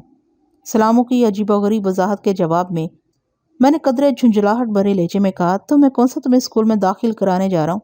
وہ تو ٹھیک ہے جی، وہ میدان کے وسط میں ایک جگہ رکتے ہوئے بولا۔ اصل میں اس اسکول کا ہیڈ ماسٹر بہت سخت ہے، مجھے اسے بہت ڈر لگتا ہے۔ جو بچے اسکول نہیں جاتے وہ انہیں پکڑ کر سمجھانا شروع کر دیتا ہے اور کان بھی کھینچتا ہے۔ وہ تو یہی چاہتا ہے کہ گاؤں کا ہر بچہ اس کے اسکول میں پڑھنا شروع کر دے۔ تو اس میں خرابی کیا ہے؟ میں نے حیرت بھرے لہجے میں استفسار کیا۔ ہیڈ ماسٹر ٹھیک ہی تو کہتا ہے، ہر بچے کو تعلیم حاصل کرنا چاہیے۔ مجھے نہیں پڑھنا جی، وہ حتمی لہجے میں بولا، پھر میدان کے اس پار اشارہ کرتے ہوئے بتایا، وہ پیپل کے درخت کے ساتھ اسکول کی عمارت ہے، گیٹ کے اوپر بورڈ بھی لگا ہوا ہے، آپ اسکول جائیں اور میں اپنے گھر جاتا ہوں۔ میں نے سلامو کو زبردستی اپنے ساتھ اسکول لے جانے کی کوشش نہیں کی، وہ پڑھائی سے باغی تھا اور اس کے دل میں اسکول کے ہیڈ ماسٹر کا خوف بھی بیٹھا ہوا تھا۔ یہ ایسا موقع نہیں تھا کہ میں سلامو کو لے کر اطمینان سے کہیں بیٹھ جاتا اور اسے تعلیم کی افادیت سمجھانے میں لگ جاتا۔ بعض بچوں کے اندر پڑھائی کی لگن جنون کی حد تک ہوتی ہے اور بعض کو اسکول اور کتابوں کا نام سن کر ہی بخار چڑھ جاتا ہے۔ سلامو کا شمار آخری ذکر بچوں میں ہوتا تھا، چاہے اس بغاوت کا سبب ہیڈ ماسٹر کی صحت گیری ہی کیوں نہ ہو۔ ٹھیک ہے سلامو، میں نے کرامو کے بیٹے کی طرف دیکھتے ہوئے معتدل انداز میں کہا، اب تم اپنے گھر جا سکتے ہو۔ ادھر میری بات ختم ہوئی، ادھر سلامو نے ریورس گیئر لگا کر خود کو یو ٹرن دیا، پھر گھر کی جانب اس تیزی سے دوڑ لگا دی جیسے کوئی عفریت اس کے تعاقب میں ہو۔ جب میں گورنمنٹ پرائمری اسکول سلطان آباد پہنچا تو سورج سر پر آ چکا تھا۔ مجھے اسکول کے اندر وہ چہل پہل دکھائی اور سنائی نہیں دی جو بچوں کے دم قدم سے عموماً ہوا کرتی ہے۔ اس کے برعکس اسکول کی فضا بالکل خاموش اور ماحول سناٹے دار تھا۔ میں نے اسکول کے گیٹ پر دستک دی لیکن اندر سے کوئی جواب نہیں آیا۔ اسکول کا گیٹ محض بھیڑا ہوا تھا، اس کے اندر یا باہر کنڈی نہیں لگی ہوئی تھی۔ میں نے 2-3 بار مزید دستک دی، اس کے بعد بائستگی گیٹ کو کھول کر اسکول کے اندر داخل ہو گیا۔ وہ حال نما اکلوتے کمرے پر مشتمل ایک وسیع و عریض اسکول تھا۔ یہاں پر وسعت سے میری مراد اسکول کا کشادہ صحن ہے۔ اسکول کی اندرونی عمارت بس 20 بائی 30 فٹ کے ایک کمرے ہی کی شکل میں تھی، تاہم اس کے صحن کی کشادگی قابل ذکر تھی۔ اسی صحن میں 2-3 موٹے تنوں والے سایہ دار درخت بھی ایستادہ تھے۔ ان میں سے ہر درخت کی چھاؤں میں 15-20 افراد بآسانی بیٹھ سکتے تھے۔ اسکول کی 4 دیواری کی اونچائی 5 فٹ سے زیادہ نہیں تھی۔ جب میں اسکول کے احاطے میں داخل ہوا تو مجھے حالنما کمرے میں سے ایک پستہ قامت شخص نکل کر اپنی طرف بڑھتا دکھائی دیا۔ ہم دونوں صحن کے وسط میں ایک دوسرے کے سامنے تھے۔ اس شخص نے مجھے سلام کیا، پھر بڑے شائستہ لہجے میں اپنا تعارف کراتے ہوئے بتایا، میرا نام دوست محمد ہے، میں اس اسکول کا ہیڈ ماسٹر ہوں۔ وعلیکم السلام ماسٹر صاحب۔ میں نے اس کے سلام کا جواب دیتے ہوئے اس سے گرم جوش مصافحہ کیا، پھر اپنا تعارف کرانے کے بعد ادھر ادھر نگاہ دوڑاتے ہوئے پوچھا، یہ اسکول میں اتنی خاموشی کیوں چھائی ہوئی ہے؟ بچے اور دیگر اساتذہ کہاں ہیں؟ آج اتوار کا دن تو نہیں جو چھٹی سمجھ لی جائے؟ سر، تمام بچوں کو آج اسکول لگتے ہی چھٹی دے دی گئی ہے، اس نے بوجھل لہجے میں بتایا۔ اس اسکول میں صرف 3 ہی ماسٹر پڑھاتے ہیں، ایک میں، ایک ماسٹر سلیم اور ایک ماسٹر خلیل، جو اب ہم میں موجود نہیں۔ کسی شکیل قلب شخص نے آج صبح ماسٹر خلیل کو قتل کر دیا ہے۔ اسی سوگ میں نے آج اسکول کی چھٹی کا اعلان کر دیا ہے۔ اگر میرا اندازہ غلط نہیں تو آپ ماسٹر خلیل کے قتل کے سلسلے میں ہی پوچھ تاچھ کرنے یہاں آئے ہیں۔ اپنی بات کے اختتام پر ہیڈ ماسٹر دوست محمد نے مجھے سوالیہ نظر سے دیکھا تو میں نے گردن کو اس باتی جنبش دیتے ہوئے معتدل انداز میں جواب دیا، آپ کا اندازہ درست ہے ماسٹر صاحب، آئیں وہاں ٹھنڈی چھاؤں میں بیٹھ کر اطمینان سے بات کرتے ہیں۔ اس نے گھنے درخت کی طرف اشارہ کرتے ہوئے کہا، پھر مڑتے ہوئے اضافہ کیا، آپ چلیں، میں بیٹھنے کے لیے کرسیاں لے کر آتا ہوں۔ بات ختم کر کے وہ ہالنما کمرے کی جانب بڑھا تو میں نے اس کے عقب میں چلتے ہوئے کہا، 2 افراد کے بیٹھنے کے لیے 2 کرسیوں کی ضرورت ہوگی، میں بھی آپ کی مدد کرتا ہوں ماسٹر جی۔ سر، آپ زحمت نہ کریں، وہ منت ریز لہجے میں بولا، میں بآسانی 2 کرسیاں اٹھا لاؤں گا، اس میں زحمت والی کوئی بات نہیں ماسٹر جی، میں نے رکے بغیر ٹھہرے ہوئے لہجے میں کہا۔ آپ بچوں کو تعلیم کے زیور سے آراستہ کرتے ہیں، میری نظر میں کسی استاد کا درجہ بہت بلند ہے۔ اصولاً تو آپ کا احترام کرتے ہوئے 2 کرسیاں مجھے ہی اٹھا کر لانا چاہیے، لیکن میں جانتا ہوں آپ اس کے لیے راضی نہیں ہوں گے، لہٰذا بہتر یہی ہے کہ ہم دونوں ایک ایک کرسی اٹھا لائیں۔ ماسٹر دوست محمد نے میری تجویز سے اتفاق کرتے ہوئے گہری سنجیدگی سے کہا، چلے میں آپ کی بات مان لیتا ہوں، آپ ہمارے علاقے کے تھانے دار ہیں، آپ کی رائے کا احترام ہم سب پر لازم ہے۔ اسکول کے واحد کمرے کے اندر مجھے 3 چوبی کرسیاں اور ایک چھوٹی سی میز رکھی دکھائی دی، جن میں سے 2 کرسیاں الگ سے ایک دیوار کے ساتھ پڑی تھی، جبکہ تیسری کرسی چھوٹی میز کے ساتھ اس طرح جوڑ کر رکھی ہوئی تھی جیسے وہاں کوئی شخص بیٹھ کر اس کمرے میں موجود افراد کو ڈیل کرتا ہو۔ کمرے کے کونے میں مجھے ایک جستی الماری بھی استادہ نظر آئی، جس میں یقیناً اسکول سے متعلق رجسٹرز اور دوسری چیزیں رکھی ہوں گی۔ کمرے کے فرش پر لمبائی کے رخ ٹاٹ بھی بچھے ہوئے تھے۔ مجھے یہ سمجھنے میں کوئی دقت محسوس نہیں ہوئی کہ ان ٹاٹ پر بچے بیٹھ کر تعلیم حاصل کیا کرتے تھے۔ یہ میرا کمرہ ہے، ماسٹر دوست محمد نے مجھے بتایا، میں یہاں پر 3 جماعتوں کو ایک ساتھ بٹھا کر پڑھاتا ہوں۔ 3 جماعتوں کو ایک ہی کمرے میں؟ میں نے سوالیہ نظر سے اس کی طرف دیکھا۔ جی سر، اس نے اس بات میں گردن ہلاتے ہوئے جواب دیا، کچی پہلی، پکی پہلی اور جماعت چہارم۔ کچی پہلی کو آپ نرسری کلاس سمجھ لیں اور پکی پہلی کو کلاس 1۔ دراصل ہمارے اسکول میں بچوں اور بچیوں کی تعداد بہت کم ہے، اس لیے 3 جماعتیں بآسانی کمرے میں کھپ جاتی ہیں، جیسا کہ کچی پہلی میں کل 15، پکی پہلی میں کل 14 اور جماعت چہارم میں کل 14 طلباء طالبات ہیں۔ اس طرح 3 جماعتوں کی مجموعی تعداد 43 ہو جاتی ہے۔ ٹاٹ پر بیٹھنے کی سہولت صرف اسی کمرے میں ہے، باقی جماعتیں اسکول کے صحن میں درختوں کے نیچے لی جاتی ہیں، اور ان جماعتوں کے بچے اور بچیاں اپنے بیٹھنے کے لیے کوئی نہ کوئی چیز گھر سے لے کر آتے ہیں۔ بس جی گزارا کر رہے ہیں۔ آخری جملہ اس نے بڑے یاس بھرے انداز میں ادا کیا تھا۔ ماسٹر دوست محمد کی عمر 45 کے قریب تھی۔ وہ ایک متصر البدن، پست قامت اور خوش اخلاق شخص تھا۔ ہم نے ایک کرسی اٹھائی اور اسکول کے صحن میں ایک گھنے سایہ دار درخت کے نیچے آن بیٹھے۔ میں نے پوچھا، بچوں کو تو آپ نے چھٹی دے دی ہے، لیکن آپ کا ماسٹر سلیم نظر نہیں آ رہا، وہ کہاں گیا ہے؟ سلیم کا تعلق موزہ رسول نگر سے ہے، اس نے بتایا، وہ اپنے گھر چلا گیا ہے۔ اب وہ کل صبح اسکول آئے گا۔ موزہ رسول نگر سلطان آباد سے کم و بیش 2 میل کے فاصلے پر مغرب میں واقع تھا۔ میں نے دوست محمد سے سوال کیا، ماسٹر جی کیا آپ ادھر سلطان آباد ہی میں رہتے ہیں؟ نہیں سر جی، میرا گھر فرید پورہ میں ہے، اس نے جواب دیا، جو یہاں سے 10 میل دور ہے۔ میں روزانہ گھر نہیں جاتا، بس ہفتے میں ایک بار فرید پور سے ہو کر آ جاتا ہوں۔ اتوار کی تو سرکاری چھٹی ہوتی ہی ہے، میں ہفتے کی بھی چھٹی کر لیتا ہوں۔ میں جمعے کے روز اسکول ختم ہوتے ہی اپنے گھر روانہ ہو جاتا ہوں، پھر سوموار کی صبح واپس آ جاتا ہوں۔ اگر میں صحیح سوچ رہا ہوں تو ہفتے کے باقی 5 دن آپ ادھر اسکول ہی میں قیام کرتے ہیں۔ جی سر، آپ بالکل ٹھیک سوچ رہے ہیں۔ رسمی باتیں بہت ہو گئی تھی۔ میں نے ماسٹر دوست محمد کو اصل موضوع کی طرف لاتے ہوئے سوال کیا، مقتول ماسٹر خلیل کی موت کا مجھے بہت دکھ ہے۔ وہ کس جماعت کو پڑھاتا تھا؟ جماعت پنجم، اس نے بتایا۔ اچھا، اس کے پاس صرف ایک ہی جماعت تھی؟ میں نے قدرے حیرت بھرے لہجے میں کہا، ہاں جی، میں تجربے اور زیادہ سروس کی بنا پر اس اسکول کا ہیڈ ماسٹر ہوں، لیکن خلیل کی تعلیم اور قابلیت مجھ سے زیادہ تھی، اس نے جواب دیا، اس لیے میں نے خلیل کو اسکول کی سب سے اونچی اور اہم جماعت کو پڑھانے کی ذمہ داری سونپ رکھی تھی۔ ماسٹر سلیم دوم اور سوم جماعتوں کو پڑھاتا ہے۔ ماسٹر خلیل کی ماں سمیت میں نے اب تک جتنے بھی لوگوں سے پوچھ گچھ کی ہے، ان کے بیانات کے مطابق مقتول بے پناہ خوبیوں کا مالک تھا، کوئی بھی اس سے دشمنی کے بارے میں سوچ بھی نہیں سکتا تھا۔ سب اس کی بے پناہ عزت کرتے تھے، اس سے بہت محبت کرتے تھے، سب کی نظر میں وہ ایک عظیم انسان تھا۔ میں نے کہا، آپ کا اس بارے میں کیا خیال ہے؟ میرا خیال بھی دوسروں سے مختلف نہیں ہے تھانے دار صاحب، اس نے سنجیدہ لہجے میں جواب دیا۔ ماسٹر خلیل ایک ہیرا تھا، وہ اپنے پیشے کے ساتھ بھی بے انتہا مخلص تھا۔ علم کی روشنی کو پھیلانا اس کا مقصد حیات تھا۔ اس کی ناگہانی موت نے مجھے ذہنی طور پر بہت ڈسٹرب کر دیا ہے۔ میں آپ کے جذبات کو سمجھ سکتا ہوں ماسٹر جی، میں نے گمبھیر انداز میں کہا۔ وہ آپ کا کولیگ تھا، آپ کے بہت قریب تھا، یقیناً اس کی موت نے آپ کو بہت گہرا صدمہ پہنچایا ہے۔ کیا آپ نے بھی ظہوری باغ میں جا کر اس کی ہونچکا لاش کو دیکھا تھا؟ یہ سوال میں نے ایک خاص مقصد سے کیا تھا۔ اس نے ایک افسردہ سی سانس خارج کرتے ہوئے جواب دیا، جی دیکھا تھا۔ جو شخص سب کی آنکھ کا تارا ہو، دنیا میں جس کا کوئی دشمن نہ ہو، اسے اتنی بددردی سے کیوں موت کے گھاٹ اتار دیا گیا؟ میں نے سرسراتی ہوئی آواز میں کہا۔ ماسٹر خلیل کی موت کا منظر چیخ چیخ کر یہ اعلان کر رہا تھا کہ قاتل جو کوئی بھی تھے، وہ اپنے دل میں ماسٹر خلیل کے لیے شدید نوعیت کی نفرت رکھتے تھے۔ تو آپ یہ کہنا چاہ رہے ہیں کہ ماسٹر خلیل کی جان لینے والے ایک سے زیادہ افراد تھے؟ اس نے میری بات مکمل ہونے سے پہلے ہی سوال کر ڈالا۔ میرا پیشہ ورانہ تجربہ اسی جانب اشارہ کرتا ہے ماسٹر جی، میں نے ایک لفظ پر زور دیتے ہوئے کہا۔ کیا آپ ماسٹر خلیل کے قاتلوں تک رسائی حاصل کرنے کے لیے میری کوئی مدد کر سکتے ہیں؟ اس معاملے میں میرا دماغ بالکل کام نہیں کر رہا تھانے دار صاحب، وہ بے بسی سے میری طرف دیکھتے ہوئے بولا۔ مجھے یقین نہیں آ رہا کہ کوئی شخص ماسٹر خلیل کی جان کا دشمن بھی ہو سکتا ہے۔ آپ کو یقین کر لینا چاہیے، کیونکہ واقعتاً ایسا ہو چکا ہے، اور آپ نے ماسٹر خلیل کی لاش کو اپنی آنکھوں سے دیکھا ہے۔ میں نے اس کے چہرے پر نگاہ جماتے ہوئے کہا، پھر پوچھا، یہ سودی کیسا بندہ ہے؟ اس نے چونک کر مجھے دیکھا۔ آپ اس سودی کی بات کریں جو آج کل گنڈیریا بیچ رہا ہے؟ میرے سوال کا جواب دینے کی بجائے اس نے الٹا مجھ سے پوچھ لیا، ہاں بھائی، جو آج کل ایک اچھا انسان بننے کی کوشش کر رہا ہے۔ میں نے کہا، میں نے سنا ہے چند روز پہلے سودی اور ماسٹر خلیل کے بیچ اچھا خاصا جھگڑا ہوا تھا، اور یہ کہ سودی کا ماضی بھی بے داغ نہیں ہے۔ اس کے بارے میں عمومی رائے یہی ہے کہ اس مثبت انقلابی تبدیلی سے پہلے وہ مختلف نوعیت کے چند چھوٹے بڑے جرائم میں ملوث رہا ہے۔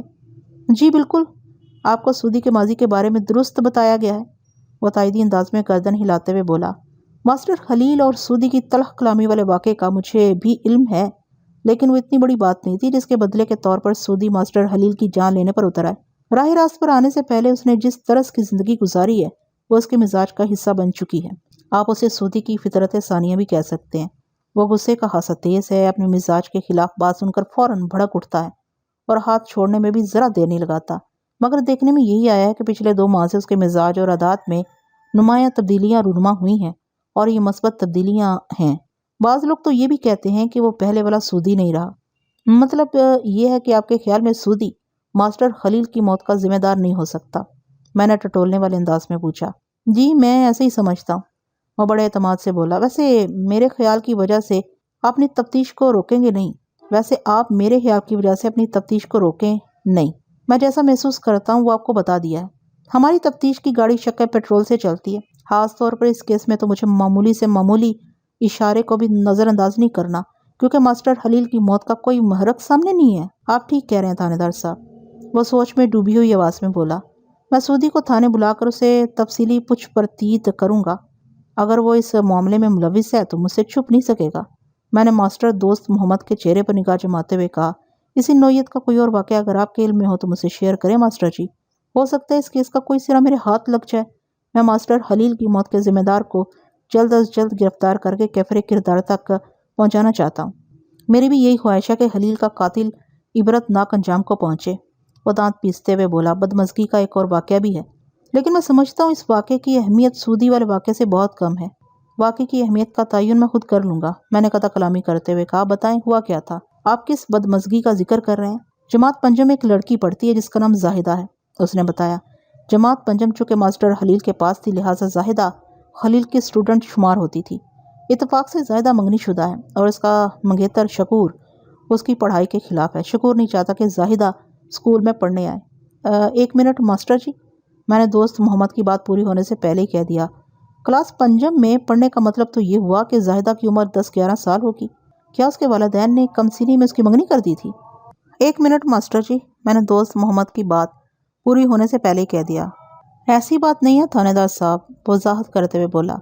یہ سلطان آباد کا واحد پرائمری اسکول ہے۔ آپ کو پتہ ہے گاؤں دیہات میں بسنے والے لوگوں میں اپنے بچوں کو لکھانے پڑھانے کا رجحان بہت کم ہوتا ہے، خصوصاً لڑکیوں کو تو اسکول بھیجنے کا کوئی تصور ہی نہیں ہے۔ لہٰذا میں نے علم کی روشنی کو دور دور تک پھیلانے کے لیے جماعت کی مناسبت سے عمر کی عمومی حد ختم کر دی ہے، تاکہ زیادہ سے زیادہ بچے اور بچیاں تعلیم کے زیور سے آراستہ ہو سکیں۔ یہی وجہ ہے کہ جماعت پنجم میں 10 سے 16 سال تک کے لڑکے اور لڑکیاں تعلیم حاصل کر رہے ہیں۔ میں نے جس زاہدہ نامی طالبہ کا ذکر کیا ہے وہ پورے 16 سال کی ہے۔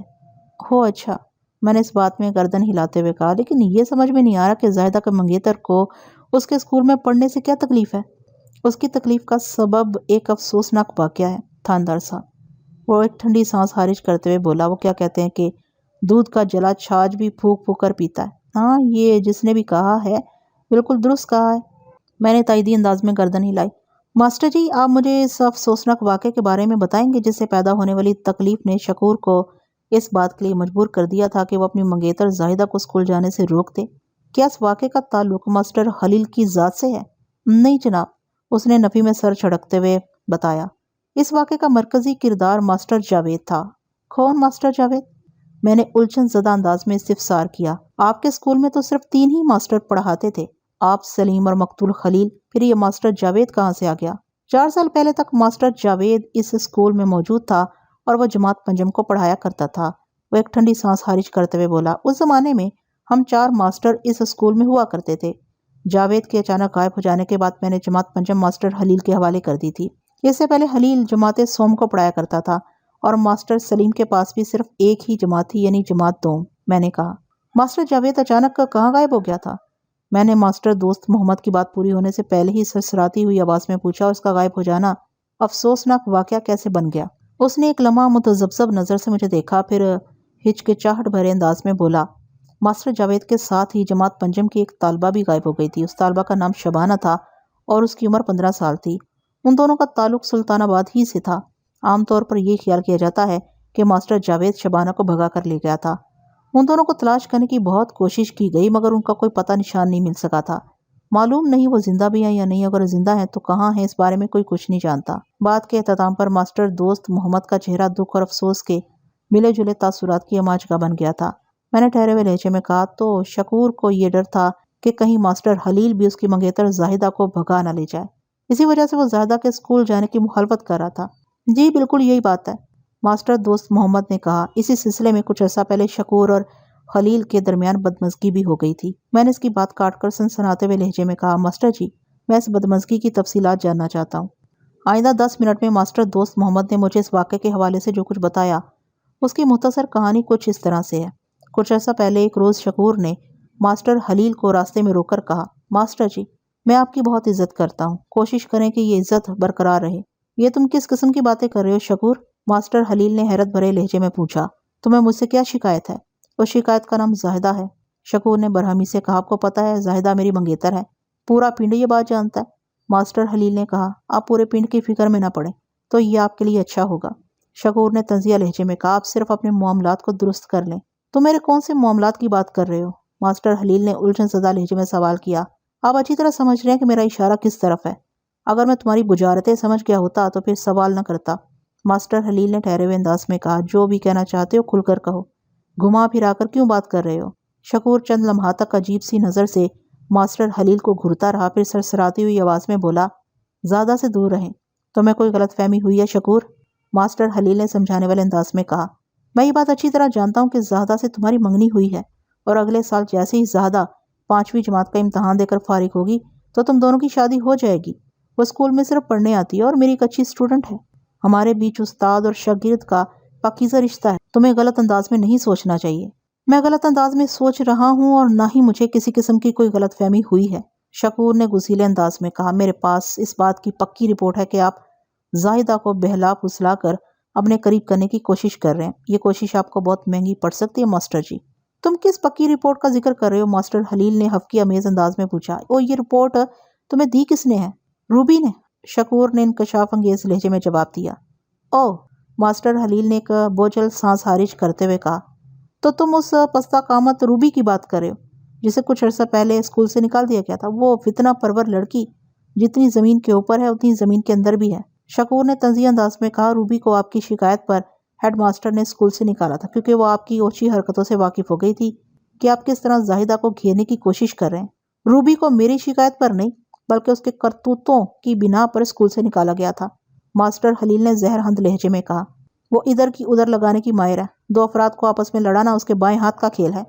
کئی والدین نے ہم سے شکایت کی تھی کہ وہ ان کی بچیوں کو خراب کر رہی ہے، لہٰذا ہیڈ ماسٹر کو مجبوراً یہ قدم اٹھانا پڑا۔ اس لیے روبی کو اسکول سے نکال دیا گیا تھا کیونکہ مثل مشہور ہے، ایک مچھلی پورے تالاب کو گندا کر دیتی ہے۔ آپ ان مثالوں اور کہاوتوں کے بل پر مجھے الو نہیں بنا سکتے ماسٹر جی، شکور نے پنکار سے مشابہ آواز میں کہا۔ میں پہلی اور آخری بار آپ کو سمجھا رہا ہوں کہ زاہدہ سے دور رہیں۔ زیادہ بہتر یہ ہوگا کہ آپ اسے اسکول ہی سے نکال دیں۔ زاہدہ کو اس کے باپ نذیر حسین نے اسکول میں داخل کرایا تھا، ماسٹر خلیل نے کہا۔ وہ پچھلے 5 سال سے ہمارے اسکول میں پڑھ رہی ہے اور ہمیشہ سے اپنی جماعت کی ہونہار طالبہ رہی ہے۔ اسے اسکول سے نکالنے کا اختیار میرے پاس نہیں ہے۔ اگر تمہیں زاہدہ کی پڑھائی سے کوئی مسئلہ ہے تو جا کر نذیر حسین سے بات کرو۔ اگر لڑکی کا باپ یہ مطالبہ کرے گا کہ اس کی بیٹی کی پڑھائی کو یہیں پر روک دیا جائے تو اس صورت میں تمہاری خواہش پوری ہو سکتی ہے۔ مجھے زاہدہ کی پڑھائی سے نہیں، آپ سے مسئلہ ہے ماسٹر جی، شکور نے ایک ایک لفظ پر زور دیتے ہوئے کہا۔ میں نے جو کہنا تھا وہ کہہ دیا۔ اگر میری بات آپ کی سمجھ میں نہیں آئی تو اس کے خطرناک نتائج کی ذمہ داری آپ پر ہوگی۔ تم کن خطرناک نتائج کی بات کر رہے ہو شکور؟ ماسٹر خلیل نے تشویش بھرے لہجے میں استفسار کیا۔ آپ کو بہت جلد پتہ چل جائے گا، شکور نے معنی خیز انداز میں جواب دیا۔ میں آپ کو اس اسکول میں ماسٹر جاوید والا کھیل نہیں کھیلنے دوں گا، سمجھ گئے نا میں کیا کہہ رہا ہوں؟ مجھے معلوم نہیں تھا کہ تم ایسی بیمار سوچ کے مالک ہو، ماسٹر خلیل نے افسوسناک انداز میں گردن ہلاتے ہوئے کہا۔ سب معلوم ہو جائے گا ماسٹر جی کہ کون بیمار ہے اور کون صحت مند، یہ کہتے ہوئے شکور آگے بڑھ گیا تھا۔ ماسٹر دوست محمد مجھے اس واقعے سے آگاہ کر چکا تو میں نے پوچھا، یہ کتنا عرصہ پہلے کی بات ہے ماسٹر جی؟ میرا خیال ہے اس واقعے کو 10-15 دن تو ہو ہی گئے ہیں، وہ پرسوچ انداز میں بولا۔ ماسٹر خلیل نے مجھے شکورے سے ہونے والی گفتگو کے بارے میں تفصیلاً بتا دیا تھا۔ یہ معاملہ اتنا نازک تھا کہ ہم نے اس کا چرچا نہیں کیا اور دونوں اس بات پر اتفاق کر کے خاموش ہو گئے کہ ہمیں شکور کی بات کو اہمیت نہیں دینا چاہیے۔ ہاں اگر زاہدہ کے والدین کی طرف سے ایسا کوئی مطالبہ آتا ہے تو تب زاہدہ کا نام اسکول سے خارج کر کے اسے گھر بھیج دیا جائے گا۔ کرام الوہار کی زبانی سودی گنڈیری فروش کا نام سامنے آیا تھا اور اب ماسٹر دوست محمد نے ایک اور کردار زاہدہ کے منگیتر شکور کو لا کر میرے سامنے کھڑا کر دیا تھا۔ یہ دونوں ایسے افراد تھے جن سے پچھلے 2 ہفتے میں مقتول ماسٹر خلیل کا زبانی کلامی جھگڑا ہو چکا تھا۔ میں انہیں کسی بھی صورت نظر انداز نہیں کر سکتا تھا، خصوصاً شکور کو، کیونکہ اس نے ماسٹر خلیل کو خطرناک نتائج کی دھمکی دی تھی۔ میری نگاہ میں اچانک شکور کی اہمیت بہت زیادہ بڑھ گئی۔ میں نے ماسٹر دوست محمد سے کہا، ماسٹر جی مجھے شکور کے بارے میں بتائیں۔ شکور اپنے والدین کی اکلوتی اولاد ہے، دوست محمد نے جواب دیا۔ اس کا باپ سراج دین ایک چھوٹا زمیندار ہے، ان کے پاس 10 ایکڑ اراضی ہے۔ شکور کھیتی باڑی میں اپنے باپ کی مدد کرتا ہے، چٹا ان پڑھ ہے اور اس کا خیال ہے کہ پڑھ لکھ کر انسان خراب ہوتا ہے۔ غصے کا تیز اور دماغ کا گرم ہے، صحت کے اعتبار سے آپ اسے گبرو جوان کہہ سکتے ہیں، کبڈی کا بہت اچھا کھلاڑی بھی ہے۔ شکور کے اندر وہ تمام خصوصیات پائی جاتی ہیں جو کسی شخص کو انتقام کی خواہش میں اندھا کر سکتی ہیں۔ آپ نے جو حالات بیان کیے ہیں ان کی روشنی میں یہ صاف دکھائی دے رہا ہے کہ شکور اپنے دل و دماغ میں ماسٹر خلیل کے لیے شدید نوعیت کا غم و غصہ چھپائے بیٹھا تھا جو اسے کسی بھی انتہائی اقدام کے لیے مجبور کر سکتا تھا۔ آپ میری بات سمجھ رہے ہیں نا؟ میں آپ کا اشارہ بڑی اچھی طرح سمجھ رہا ہوں ملک صاحب، ماسٹر دوست محمد نے رسانیت بھرے انداز میں کہا، لیکن میرا نہیں خیال کہ ماسٹر خلیل کے قتل میں شکور کا کوئی ہاتھ ہو۔ آپ کے اس وثوق کا سبب کیا ہے؟ میں پوچھے بنا نہ رہ سکا۔ ماسٹر خلیل اور شکور کے درمیان ہونے والی تلخ کلامی کو میں نے عام نہیں ہونے دیا تھا، لیکن اگلے ہی روز میں نے زاہدہ کے باپ نذیر حسین کو اسکول بلا کر اسے بات کی تھی۔ ماسٹر دوست محمد نے بتایا، میں نے نذیر حسین کو صورتحال سے آگاہ کرنے کے بعد دو ٹوک انداز میں کہہ دیا تھا کہ یا تو وہ اپنے ہونے والے داماد کو سمجھائے اور یا پھر اپنی بیٹی کو اسکول سے اٹھا لے۔ اس اسکول سے تعلق رکھنے والے ایک ماسٹر نے ماضی میں جو کیا ہے اسے اسکول کی بڑی بدنامی ہوئی تھی اور شکور نے اسی ماسٹر کا حوالہ دے کر ماسٹر خلیل کے ساتھ خاصی بدتمیزی کی ہے۔ لہٰذا نذیر حسین اگر اس معاملے کو اسکول سے باہر ہی نپٹا لے تو ہم سب کے لیے اچھا ہوگا۔ کیا آپ کی بات زاہدہ کے باپ کی سمجھ میں آ گئی تھی؟ میں نے پوچھا۔ جی بالکل، ماسٹر دوست محمد نے اس بات میں گردن ہلاتے ہوئے جواب دیا۔ نذیر حسین نے مجھ سے کہا تھا کہ زاہدہ کو اسکول سے اٹھانے کا تو سوال ہی پیدا نہیں ہوتا، وہ اس کی 5 جماعتیں پوری کروائے گا، اس کے بعد ہی وہ شکور سے اس کی شادی کرے گا۔ نذیر حسین نے مجھ سے وعدہ کیا تھا کہ وہ اپنے ہونے والے داماد کو سمجھا دے گا۔ کیا نذیر حسین نے اپنا وعدہ پورا کیا تھا؟ جی میں سمجھتا ہوں اس نے شکور کی غلط فہمی دور کر دی تھی، وہ پوری یقین لہجے میں بولا، کیونکہ اس دن کے بعد سے شکور نے کبھی ماسٹر خلیل کی راہ روکنے کی کوشش نہیں کی تھی اور زیادہ بھی پابندی سے اسکول آ رہی ہے۔ نذیر حسین ایک سمجھدار انسان ہے، وہ روبی کی فتنہ انگیزیوں اور خلیل کی شرافت سے بخوبی واقف ہے۔ آپ کا کیا خیال ہے ماسٹر جی؟ میں نے دوست محمد کی آنکھوں میں جھانکتے ہوئے سوال کیا۔ روبی نے شکور کو اس نوعیت کی شرانگیز رپورٹ کیوں دی تھی؟ اصل وجہ بھی سن لیں اس معاملے کی، وہ ایک بوجھل سانس خارج کرتے ہوئے بولا۔ روبی جماعت پنجم کی سب سے نالائق طالبہ تھی اور زیادہ سب سے زیادہ قابل طالبہ ہے۔ ایک وجہ تو یہ تھی روبی کے حسد کی، وہ زیادہ سے جلتی تھی۔ روبی کا زیادہ وقت فتنہ فساد مچانے میں صرف ہو جاتا تھا، جبکہ زیادہ کی ساری توجہ پڑھائی پر تھی، لہٰذا کارکردگی کے معاملے میں ان دونوں میں زمین و آسمان کا فرق پیدا ہو گیا تھا۔ اور دوسرا سبب، لمحاتی توقف کر کے اس نے گہری سانس خارج کی، پھر اپنی بات کو مکمل کرتے ہوئے بولا، دوسرا سبب روبی کی ماسٹر خلیل کی ذات میں تیزی سے بڑھتی ہوئی دلچسپی تھی۔ 3 سال پہلے ماسٹر خلیل کی بیوی صفیہ کا انتقال ہو گیا تھا، اس کے بعد ابھی تک خلیل نے شادی کے بارے میں سوچا نہیں تھا، لیکن روبی نے اس زاویے سے سوچنا شروع کر دیا تھا۔ ماسٹر خلیل کے اندر وہ تمام مردانہ خوبیاں موجود تھیں جن کی کوئی بھی لڑکی اپنے خامد میں دیکھنے کی متمنی ہوتی ہے۔ روبی نے جب تیزی سے خلیل کی سمت بڑھنا شروع کیا تو خلیل نے پہلے اسے سمجھانے کی کوشش کی۔ جب خلیل کی نصیحت روبی کے دماغ میں جگہ نہ بنا پائی تو ایک روز خلیل نے اسے بری طرح جھاڑ دیا اور 2 ٹوک الفاظ میں اس پر واضح کر دیا کہ اگر آئندہ اس نے ایسی کوئی بھی حرکت کی تو وہ اس کے ماں باپ کو بتا دے گا۔ روبی کے خلاف اسی سے ملتی جلتی اور بھی بہت سی شکایات تھیں، لہٰذا میں نے اسے اسکول سے نکالنے ہی میں بہتری جانی تھی۔ میں سمجھتا ہوں روبی نے شکور کے سامنے ماسٹر خلیل کے خلاف جو زہر اگلا تھا اس کی بنیادی وجہ روبی کا حاسدانہ مزاج اور انتقامی سوچ تھی، اور اپنے اس مقصد کے حصول کے لیے اسے شکور آسان ٹارگٹ نظر آیا تھا۔ زاہدہ شکور کی منگیتر ہے اور شکور خاصا غسیلہ بھی ہے۔ روبی نے یہ سوچ کر شکور کے کان بھرے تھے کہ ایسی باتیں سن کر شکور آگ بگولا ہو جائے گا۔ اس کے بعد شکور اور خلیل میں ایک خونریز لڑائی لازمی تھی، مگر روبی کی یہ مذموم چال کامیاب نہ ہو سکی۔ نذیر حسین نے اپنے ہونے والے داماد کو جو بات سمجھائی وہ اس کے بھیجے میں بیٹھ گئی اور وہ کوئی جذباتی قدم اٹھانے سے باز آ گیا۔ یہ بہت اچھا ہوا، میں نے معتدل انداز میں کہا۔ روبی کی بنی ہوئی سازش فیل ہو گئی۔ اب میں آپ سے ایک آخری سوال پوچھ رہا ہوں ماسٹر جی، اچھی طرح سوچ سمجھ کر جواب دیجیے گا۔ وہ ہمتاً گوش ہو گیا اور بولا، پوچھے جناب۔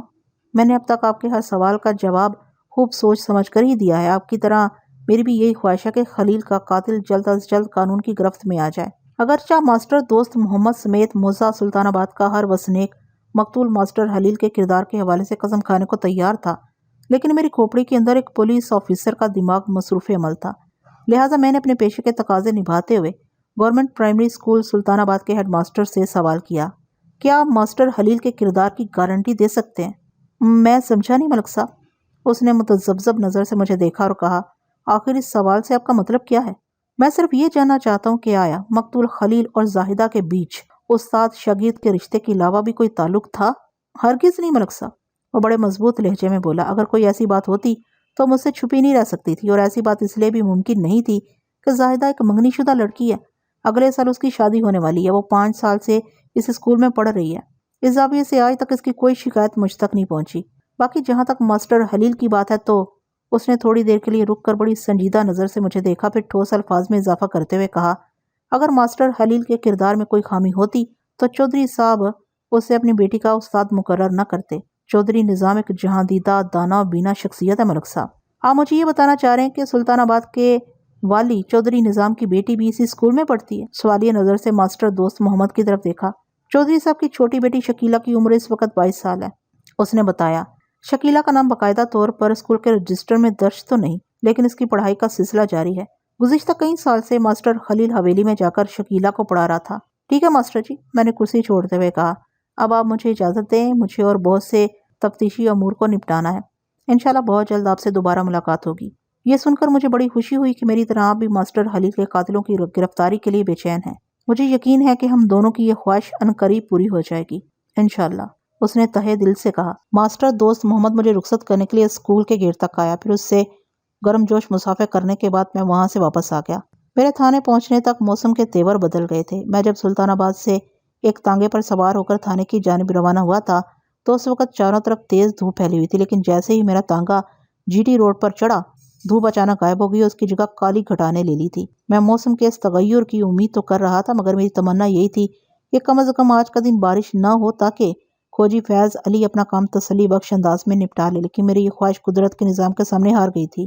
گزشتہ روز اچھی خاصی بارش ہوئی تھی، جس کی وجہ سے دھرتی مکمل طور پر نم تھی اور اکثر مقامات پر تو پانی بھی کھڑا ہو گیا تھا، جس پر آج کی چلچلاتی دھوپ نے سونے پہ سہاگے جیسا کام کیا تھا۔ ماحول کے درجہ حرارت نے عملے تبخیر کو بہت زیادہ تیزی دے دی تھی، جس کے نتیجے میں پیدا ہونے والے بخارات نے بادلوں کی تشکیل نو کر کے برسات کی راہ ہموار کر دی تھی، اور یہی ساون کا خاصہ بھی ہے۔ میری واپسی سپہر کے وقت ہوئی تھی، تب تک کانسٹیبل خاور مقتول ماسٹر خلیل کی لاش کو ضلعی اسپتال پہنچا کر لوٹ آیا تھا۔ میں نے فوراً اسے اپنے کمرے میں بلا کر پوچھا، خاور، اسپتال والوں نے کیا کہا ہے؟ ملک صاحب، میرے وہاں پہنچتے ہی ضروری کارروائی کے بعد متعلقہ عملے نے اپنا کام شروع کر دیا تھا، کانسٹیبل نے بتایا۔ کل دوپہر کے بعد کسی وقت پوسٹ مارٹم کی ابتدائی رپورٹ کے ساتھ لاش ہمیں مل جائے گی۔ اگر مقتول کے ورثاء عصر اور مغرب کے درمیان تدفین کا بندوبست کر لے تو مناسب رہے گا، کیونکہ ایک تو موسم کافی گرم ہے، اوپر سے بارش کا سلسلہ بھی جاری ہے، لاش کو زیادہ دیر تک رکھنا ٹھیک نہیں ہوگا۔ میں تمہارے ان خیالات کی تائید کرتا ہوں خاور۔ اس کی پوری بات سننے کے بعد میں نے ٹھہرے ہوئے لہجے میں کہا، تم نے مقتول کے ورثاء کا ذکر کیا ہے، اور افسوسناک بات یہ ہے کہ ماسٹر خلیل کے لواحقین میں صرف اس کی ایک بوڑھی ماں فردوس بی بی ہی ہے۔ بیٹے کی موت نے اس دکھیاری کا برا حال کر رکھا ہے۔ میرا خیال ہے ماسٹر خلیل کی کفن دفن کے لیے ہمیں ماسٹر دوست محمد سے بات کرنا چاہیے۔ آپ بالکل ٹھیک کہہ رہے ہیں ملک صاحب، خاور نے سر کو اس باتی جنبش دیتے ہوئے کہا۔ میری معلومات کے مطابق ماسٹر خلیل اور اسکول کے ہیڈ ماسٹر دوست محمد میں بڑے گہرے تعلقات تھے، اور ہیڈ ماسٹر رہتا بھی اسکول کے اندر ہی ہے۔ وہ تدفین کے انتظامی امور کو بڑے اچھے انداز میں نپٹا لے گا۔ ٹھیک ہے، اگر بارش موقع دے تو تم آج ہی کسی وقت، وگرنہ کل صبح سلطان آباد جا کر ماسٹر دوست محمد کو لاش کی آمد کے اوقات سے آگاہ کر دینا۔ میں نے ٹھہرے ہوئے لہجے میں کہا، میں نے آج ادھر گاؤں میں کافی لوگوں سے پوچھ تاچھ کی ہے، لیکن میرا تفتیشی کام ابھی مکمل نہیں ہوا۔ ہو سکتا ہے کل دوبارہ مجھے سلطان آباد کا چکر لگانا پڑے۔ میرے لیے کوئی اور حکم؟ کانسٹیبل نے سوالیہ نظر سے میری طرف دیکھا۔ میں نے ابھی تمہارے ذمہ جو کام لگایا ہے، پہلے اسے پایہ تکمیل تک پہنچا دو، میں نے سپاٹ آواز میں کہا۔ اس کے بعد کوئی اور کام بتاؤں گا۔ کانسٹیبل خاور اٹھ کر کھڑا ہو گیا۔ ٹھیک ہے ملک صاحب، میں باہر جا کر بارش کی پوزیشن دیکھتا ہوں، اور اگر موقع ملتا ہے تو ابھی سلطان آباد روانہ ہو جاتا ہوں۔ شاباش، میں نے توصیفی نظر سے اس کی طرف دیکھا اور کہا، مجھے اپنے تھانے کے عملے سے ایسی ہی مستعدی فرش شناسی اور جرأت مندی کی توقع ہے۔ میری بات کے جواب میں کانسٹیبل خاور نے ایک عجیب و غریب سوال کیا، ملک صاحب، آپ نے دن میں کھانا تو اچھی طرح کھایا تھا نا؟ اگرچہ کانسٹیبل کا استفسار خلاف توقع تھا، لیکن اس کے اندر بڑی اپنائیت اور خلوص پایا جاتا تھا۔ میں نے ٹٹولنے والی نظر سے اسے دیکھا اور تیز لہجے میں پوچھا، خاور، یہ آج تمہیں میرے دوپہر کے کھانے کی اتنی زیادہ فکر کیوں پڑی ہوئی ہے؟ کیا تم سمجھتے ہو میں سلطان آباد کسی دعوت میں شرکت کرنے گیا تھا؟ ایسی بات نہیں ملک صاحب، وہ جز بز ہوتے ہوئے بولا۔ میں اپنی طرف سے نہیں پوچھ رہا ہوں۔ میری حیرت دوچند ہوگی۔ پھر کس طرف سے پوچھ رہے ہو؟ میں نے اسے تیز نظر سے گھورا۔ آج صبح میرے ساتھ ادھر سلطان آباد گئے تھے نا، وہ وضاحت کرتے ہوئے بولا۔ آپ صبح میرے ساتھ ادھر سلطان آباد گئے تھے نا؟ وہ وضاحت کرتے ہوئے بولا۔ پھر میں وہاں سے اسپتال کی جانب روانہ ہو گیا اور دوپہر میں میری تھانے واپسی ہوئی۔ تب تک آپ سلطان آباد ہی میں تھے۔ تو ان باتوں کا میرے دوپہر کے کھانے سے کیا لینا دینا؟ میں نے اس کی بات قطع کرتے ہوئے استفسار کیا۔ تم مجھے یہ کہانی کیوں سنا رہے ہو؟ جناب، دراصل بات یہ ہے کہ جب میں اسپتال سے واپس آیا تو آپ کی بیگم صاحبہ سے سامنا ہو گیا تھا۔ وہ اصل معاملے سے پردہ اٹھاتے ہوئے بولا۔ یہ سوال انہوں نے مجھ سے کیا تھا کیونکہ آپ میرے ساتھ یہاں سے روانہ ہوئے تھے۔ میں نے بات کی تہہ میں اترتے ہوئے گہری سنجیدگی سے پوچھا۔ پھر تم نے انہیں کیا جواب دیا؟ میں نے کہہ دیا تھا کہ یقیناً ملک صاحب نے دن میں کہیں نہ کہیں کھانا ضرور کھایا ہوگا، اس نے بتایا۔ میں تو انہیں سلطان آباد میں چھوڑ کر دوپہر کے کھانے کے وقت سے پہلے ہی اسپتال چلا گیا تھا۔ تم نے جو بھی کہا ٹھیک ہی کہا خاور محمود، میں نے گہری سانس خارج کرتے ہوئے کہا، اور بیگم صاحبہ نے تم سے جو پوچھا وہ بھی اپنی جگہ ٹھیک ہے۔ تم دونوں نے اپنا فرض پورا کیا ہے۔ پتہ نہیں میری بات کانسٹیبل کی سمجھ میں آئی یا نہیں، بہرحال وہ مجھے سلام کر کے کمرے سے نکل گیا اور میں اپنی بیوی کے بارے میں سوچنے لگا، جسے ہمیشہ میرے کھانے پینے اور آرام کی فکر لگی رہتی تھی۔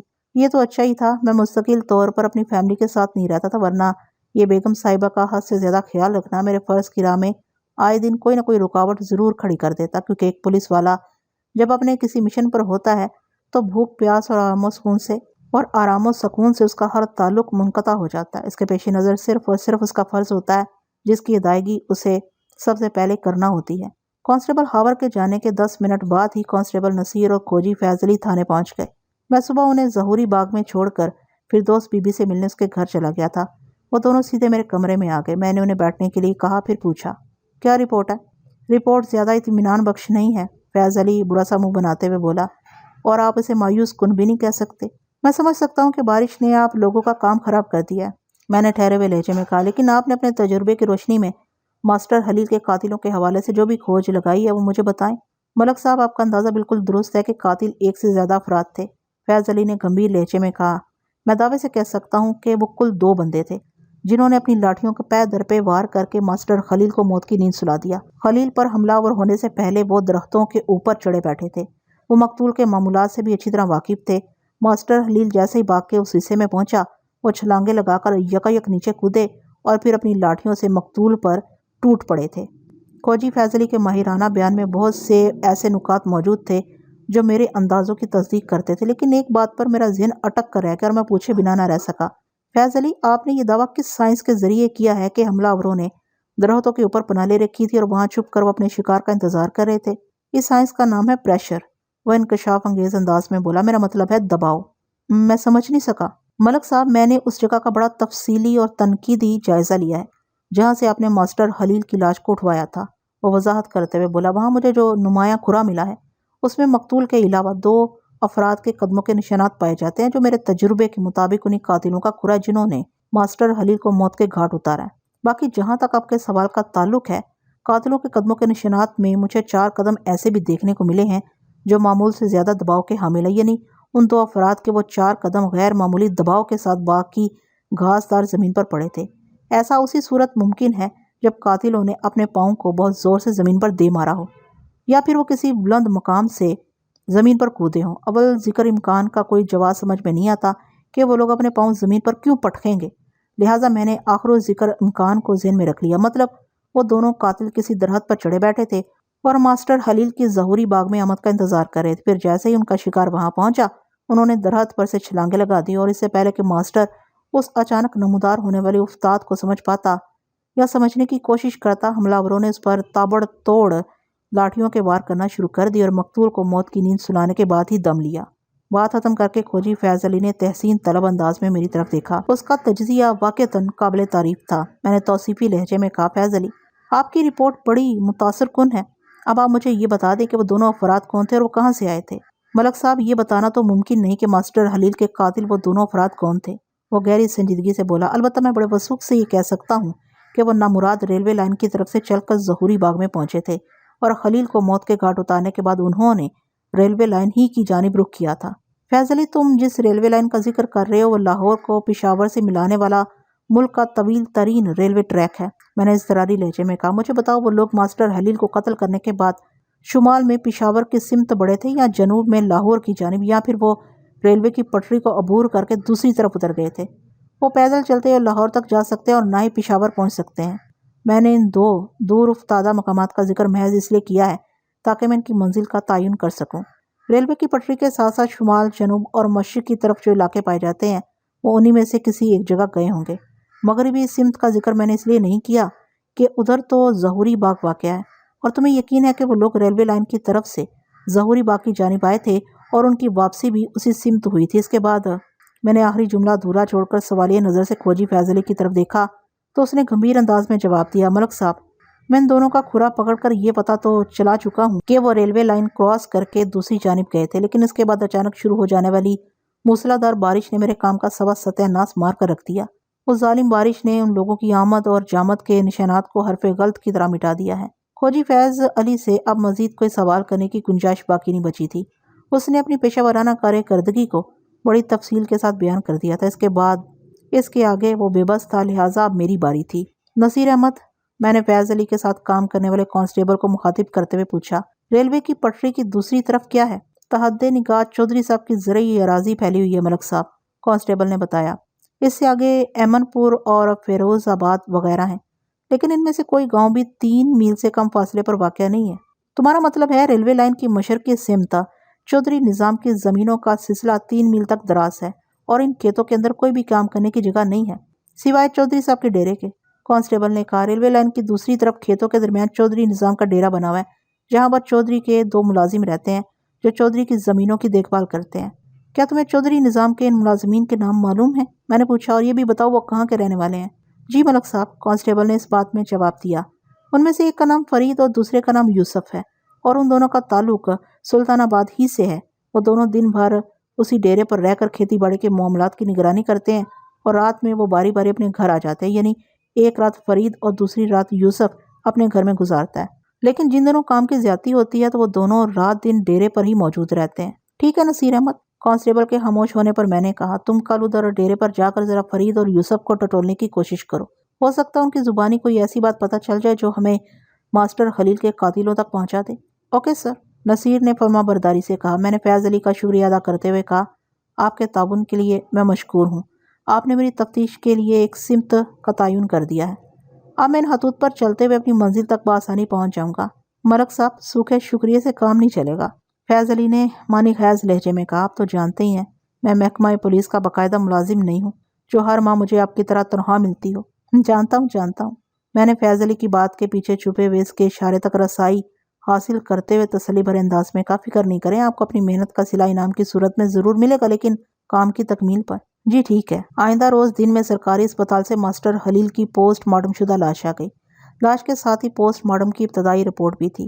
اس رپورٹ کے مندرجات نے میری گزشتہ روز کی تفتیشی کارروائی کی تصدیق کر دی تھی، یعنی ماسٹر خلیل کو صبح 5 بجے سے 7 بجے کے درمیان کسی وقت موت کے گھاٹ اتارا گیا تھا۔ مقتول کے جسمانی معائنے سے پتہ چلا تھا کہ اس کے بدن کے مختلف حصوں پر لگ بھگ 1.5 درجن لاٹھیوں کے وار کیے گئے تھے، جن میں مقتول کے ہاتھ، بازو، کمر اور سر نمایاں اعضاء تھے۔ اس نے خود کو بچانے کے لیے جو بھی کوشش کی، اس میں اس کے ہاتھ اور دونوں بازو بری طرح زخمی ہو گئے تھے، جن میں 3-4 فریکچر بھی شامل تھے۔ سب سے زیادہ ظلم و ستم مقتول کے سر پر ڈھایا گیا تھا۔ اس کی کھوپڑی کو بڑی بے دردی سے نشانہ بنایا گیا تھا۔ حملہ آوروں کا اصل ٹارگٹ مقتول کا سر ہی تھا۔ اس کی کھوپڑی پر 4 بڑی چوٹوں کے آثار ملے تھے، جن میں سے ایک ایسی کاری ضرب تھی جس نے مقتول کی کھوپڑی کو بری طرح چٹخا کر رکھ دیا تھا، اور اسی کاری چوٹ کو اس کی موت کا سبب بھی بتایا گیا تھا۔ میں نے ضروری کاغذی کارروائی کے بعد ماسٹر خلیل کی لاش کو سلطان آباد روانہ کر دیا، اور اسی روز مغرب سے پہلے ماسٹر خلیل کو سپرد حق کر دیا گیا تھا۔ اس کی تدفین میں میں نے بھی شرکت کی تھی۔ وہ بہت ہی سادہ زمانہ تھا، اور پولیس والے اپنے علاقے کے لوگوں کی غمی و خوشی میں بآسانی شمولیت اختیار کر لیتے تھے۔ ماسٹر خلیل کی تدفین میں سب سے اہم کردار سلطان آباد کے چودھری نظام نے ادا کیا تھا۔ تمام تر انتظامات اس کے حکم پر کیے گئے تھے۔ اس روز چودھری نظام سے میری پہلی ملاقات بھی ہوئی۔ وہ ماسٹر خلیل کی موت پر بڑا غم زدہ تھا۔ ملک صاحب، میں ماسٹر خلیل کو ذاتی طور پر جانتا ہوں۔ وہ میری بیٹی کو پڑھانے روزانہ حویلی آیا کرتا تھا۔ میں نے اتنا شریف النفس اور حلیم الطبع انسان اپنی زندگی میں کہیں نہیں دیکھا۔ مجھے اس کی ناگہانی موت کا گہرا رنج ہے۔ آپ سے میری درخواست ہے کہ آپ جلد از جلد ماسٹر خلیل کے قاتل کو گرفتار کر کے اسے کڑی سے کڑی سزا دلوائیں۔ اس نیک کام کے لیے آپ کو مجھ سے درخواست کرنے کی ضرورت نہیں چودھری صاحب، میں نے ٹھہرے ہوئے لہجے میں کہا۔ یہ تو میرے پیشہ ورانہ فرائض کا حصہ ہے۔ میں خود یہی چاہتا ہوں کہ ماسٹر خلیل کی موت کا ذمہ دار، بلکہ موت کے ذمہ دار میری گرفت میں آ جائیں، لیکن ایک بات میری سمجھ میں ٹھیک سے بیٹھ نہیں رہی۔ اس نے چونک کر مجھے دیکھا اور پوچھا، کون سی بات آپ کو پریشان کر رہی ہے؟ یہی کہ جب مقتول ماسٹر خلیل ایک عظیم انسان تھا تو پھر کس نے اسے موت کے گھاٹ اتار دیا، اور وہ بھی بہیمانہ انداز میں؟ میں نے چودھری نظام کی آنکھوں میں دیکھتے ہوئے کہا، آپ سمیت اب تک میں نے جس سے شخص سے بھی بات کی اس کی زبان سے میں نے ماسٹر خلیل کی تعریف ہی سنی ہے۔ ملک صاحب، آپ سیانے بیانے اور تجربہ کار پولیس آفیسر ہیں، وہ ٹھہرے ہوئے لہجے میں بولا۔ یہ بات آپ بھی تسلیم کریں گے کہ جہاں کسی انسان کے 10 دوست ہوتے ہیں وہیں پر ان 10 دوستوں میں کوئی ایک آدھ دشمن بھی چھپا ہوتا ہے۔ کیا میں غلط کہہ رہا ہوں؟ نہیں چودھری صاحب، میں نے نفی میں گردن ہلاتے ہوئے کہا، میں آپ کی بات سے مکمل طور پر اتفاق کرتا ہوں، لیکن باوجود کوشش کے بھی ابھی تک مقتول کے کسی دوست نما دشمن کا سراغ پانے میں کامیاب نہیں ہوا ہوں۔ اب اپنی کوششیں جاری رکھتے ہوئے مقتول کے آس پاس کے لوگوں کو ٹٹولیں۔ وہ رازدارانہ انداز میں بولا، مجھے امید ہے آپ اپنے مقصد کو حاصل کرنے میں کامیاب ہو جائیں گے۔ اس سلسلے میں آپ کو میری جس بھی مدد اور تعاون کی ضرورت پیش آئے میں ہر وقت حاضر ہوں۔ میری دلی تمنا ہے کہ آپ ماسٹر خلیل کے قاتل کو عبرتناک سزا دلوائیں۔ بات کے اختتام پر وہ مجھے الجھا ہوا نظر آنے لگا۔ انشاءاللہ میں بہت جلد آپ کی یہ تمنا پوری کر کے دکھا دوں گا چودھری صاحب، میں نے اس کے چہرے کے تاثرات کا جائزہ لیتے ہوئے کہا، لیکن میں یہ محسوس کر رہا ہوں کہ آپ اچانک کچھ بے چین سے ہو گئے ہیں۔ کیا میں آپ کے اضطراب کا سبب جان سکتا ہوں؟ آپ کی ایک بات نے مجھے تھوڑا سا الجھا دیا ملک صاحب، وہ کچھ سوچتے ہوئے بولا۔ میں نے پوچھا، کون سی بات چودھری صاحب؟ آپ نے 1-2 مرتبہ قاتلوں کا لفظ استعمال کیا ہے۔ وہ سوالیہ نظر سے مجھے تکتے ہوئے بولا، اس سے تو یہی سمجھ میں آ رہا ہے کہ آپ کے خیال میں ماسٹر خلیل کے موت کے ذمہ دار ایک سے زیادہ افراد ہیں۔ جی بالکل، میں نے حتمی انداز میں کہا، میری اب تک کی تحقیق کے مطابق ماسٹر خلیل پر حملہ کرنے والے کل 2 افراد تھے اور وہ مکمل طور پر لاٹھیوں سے لیس تھے۔ انہوں نے باقاعدہ مورچہ بند ہو کر ماسٹر کی باغ میں آمد کا انتظار کیا اور پھر اسے دیکھتے ہی وہ دونوں افراد بدقسمت ماسٹر خلیل پر ٹوٹ پڑے تھے۔ جب تک ماسٹر خلیل موت کے منہ میں نہیں چلا گیا انہوں نے لاٹھیاں برسانی بند نہیں کی تھی۔ میں نے دانستہ کھوجی فیض علی کا ذکر نہیں کیا تھا اور اسے یہ بھی نہیں بتایا تھا کہ ماسٹر خلیل کے قاتل کہاں سے آئے تھے اور اپنا کام کرنے کے بعد کس طرف چلے گئے تھے۔ اس نے پوری توجہ سے میری بات سنی اور میرے خاموش ہونے پر پرتشویشناک لہجے میں بولا، یہ تو آپ نے ایک عجیب بات بتائی، یہاں پر تو ماسٹر خلیل کا ایک دشمن ڈھونڈنا مشکل ثابت ہو رہا ہے۔ آپ اس کے 2 قاتلوں کو کیسے تلاش کریں گے ملک صاحب؟ میرے اور چودھری نظام کے درمیان یہ تمام تر گفتگو ماسٹر خلیل کی تدفین سے تھوڑی دیر پہلے قبرستان میں ہوئی تھی۔ اس کی تشویش کے جواب میں نے کہا، چودھری صاحب میں ہمت ہارنے والوں میں سے نہیں ہوں۔ اگر خلیل کے قاتل پاتال میں بھی چھپے بیٹھے ہوں گے تو میں انہیں وہاں سے بھی کھینچ کر حوالہ عدالت کروں گا۔ پھر جب آپ میرے ساتھ ہیں تو مجھے فکر مند ہونے کی کیا ضرورت ہے؟ بے شک اس معاملے میں آپ کے ساتھ ہوں، وہ مجھے تسلی دیتے ہوئے بولا۔ آپ تندئی سے اپنی تفتیش جاری رکھیں، میں آپ سے ہر نوعیت کے تعاون کے لیے تیار ہوں۔ بہت بہت شکریہ چودھری صاحب، میں نے اس کے بے لوث تعاون کی پیشکش کے جواب میں کہا۔ میں نے آپ جیسے مہربان اپنے علاقے کے باسیوں کے خیر خواہ چودھری بہت کم دیکھے ہیں، اللہ آپ کو نظر بد سے بچائے۔ آمین، اس نے دل کی گہرائی سے کہا۔ سچی بات تو یہ ہے ملک صاحب، ان لوگوں کی وجہ سے ہی میری چودراہٹ قائم ہے۔ اگر میں ان کا خیال نہیں رکھوں گا، ان کے دکھ درد میں شریک نہیں ہوں گا تو در حقیقت یہ میں اپنے ساتھ اور اپنی چودراہٹ کے ساتھ زیادتی کروں گا۔ یہ لوگ بھی تو میری اور آپ کی طرح انسان ہی ہیں۔ ٹھیک کہا آپ نے، میں نے تائیدی انداز میں گردن ہلائی۔ ایک انسان ہی کسی دوسرے انسان کے مسائل کو سمجھ سکتا ہے۔ ملک صاحب آپ قبرستان سے فارغ ہو کر حویلی تشریف لائیں نا، وہ دوستانہ انداز میں بولا، آپ سے بہت ساری باتیں کرنا ہے۔ میں آپ کی حویلی آنے کا وعدہ نہیں کر سکتا چودھری صاحب، میں نے صاف گوئی کا مظاہرہ کرتے ہوئے کہا۔ ابھی مجھے مقتول کی والدہ فردوس بی بی سے ایک تفصیلی ملاقات کرنا ہے، اس کے علاوہ ایک اور بھی مسئلہ ہے۔ میں نے جملے کو دھورا چھوڑا تو چودھری نظام نے اضطراری لہجے میں استفسار کیا، کیسا مسئلہ ملک صاحب؟ آج کل میری فیملی یہاں مجھ سے ملنے آئی ہوئی ہے۔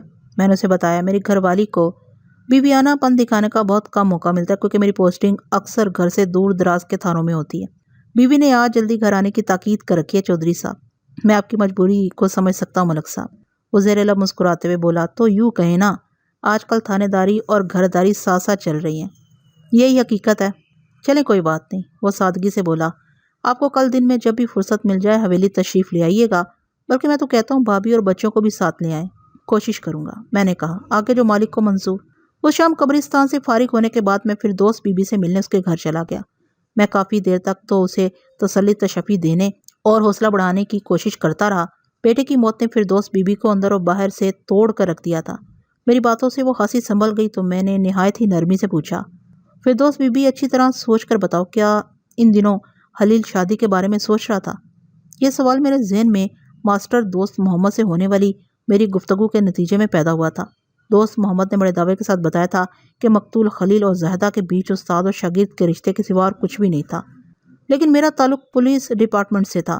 ایک اسکول ماسٹر اور ایک تھانہ انچارج کے سوچنے کے انداز میں بڑا فرق ہوتا ہے۔ شک ہماری ٹریننگ کی گھٹی میں اس طرح شامل کر دیا جاتا ہے کہ پھر ساری زندگی یہ ہماری فطرت ثانی کا کردار ادا کرتا نظر آتا ہے۔ اسی شک کے مادے نے مجھے یہ سوال کرنے پر مجبور کیا تھا۔ جب سے صفیہ کی موت واقع ہوئی تھی، خلیل نے شادی کے خیال کو اپنے ذہن سے نکال کر کہیں پھینک دیا تھا۔ فردوس بی بی نے ایک ٹھنڈی سانس خارج کرتے ہوئے بتایا، ان 3 سالوں میں نے کئی بار اس کا گھر بسانے کی بات کی، لیکن اس نے کبھی اس موضوع میں اپنی دلچسپی ظاہر نہیں کی تھی۔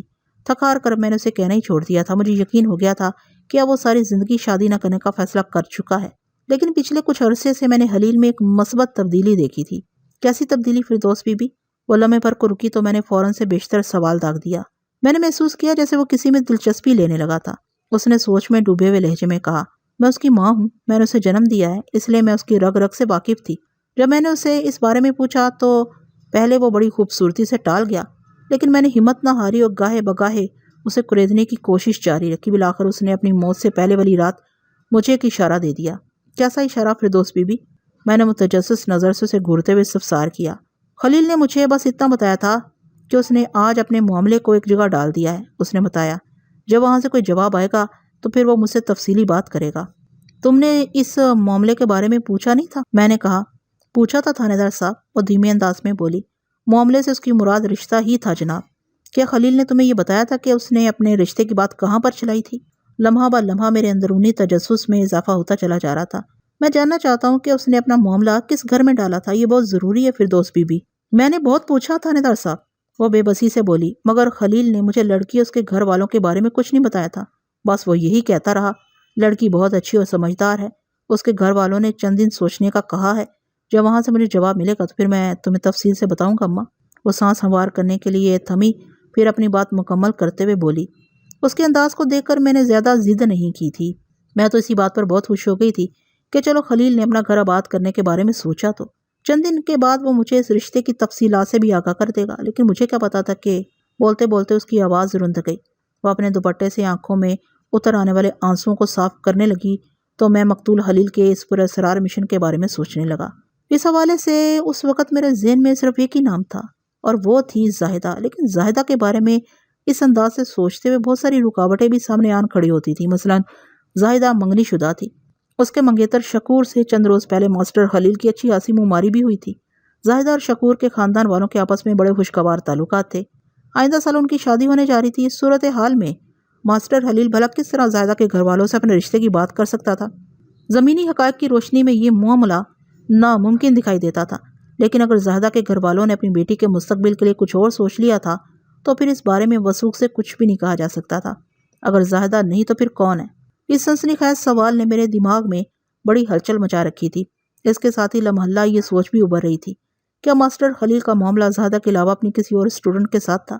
ماسٹر دوست محمد کی زبانی مجھے پتا چلا تھا کہ جماعت پنجم میں پڑھنے والے بچوں کی کل تعداد 12 تھی، جن میں 5 لڑکے اسلم، جاوید، مجاہد، صفدر اور جبار تھے، جبکہ 7 لڑکیاں زاہدہ، فرزانہ، انیسہ، عابدہ، فریدہ، روبی اور خالدہ تھیں، جن میں سے کچھ عرصہ پہلے روبی کو اسکول سے نکال دیا گیا تھا۔ باقی 6 لڑکیوں کی عمریں 11 سے 16 سال کے درمیان تھی۔ سب سے خطرناک بات یہ تھی کہ فردوس بی بی کے بیان کے مطابق ماسٹر خلیل نے اپنے رشتے کا معاملہ جس دن لڑکی کے گھر والوں کے سامنے رکھا تھا، اس کے اگلے روز علیل صبح اسے نہایت ہی بے دردی سے موت کے گھاٹ اتار دیا گیا تھا۔ میں اس تسلی امیز جملے کے ساتھ فردوس بی بی کے گھر سے باہر نکل آیا۔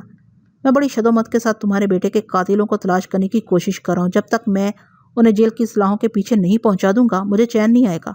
اس کے پاس میری بات پر یقین کرنے کے سوا کوئی چارہ نہیں تھا۔ اس شام سلطان آباد سے واپس تھانے آتے ہوئے میری سودی سے بھی ملاقات ہو گئی۔ وہ اس وقت اپنے گنڈیریوں والے ٹھیلے کو دھکیلتے ہوئے گھر کی طرف جا رہا تھا۔ میں نے اسے آواز دے کر روک لیا۔ میں اس علاقے کا تھانے دار تھا اور وہ 2 ماہ پہلے تک مجرمانہ ذہن رکھنے والا ایک شخص ہوا کرتا تھا۔ مجھے یہی پتا چلا تھا کہ سودی کے اندر کوئی طاقتور مثبت تبدیلی آ گئی ہے، جس کی وجہ سے وہ راہ راست پر آ کر محنت مزدوری سے اپنی روزی کمانے لگا تھا۔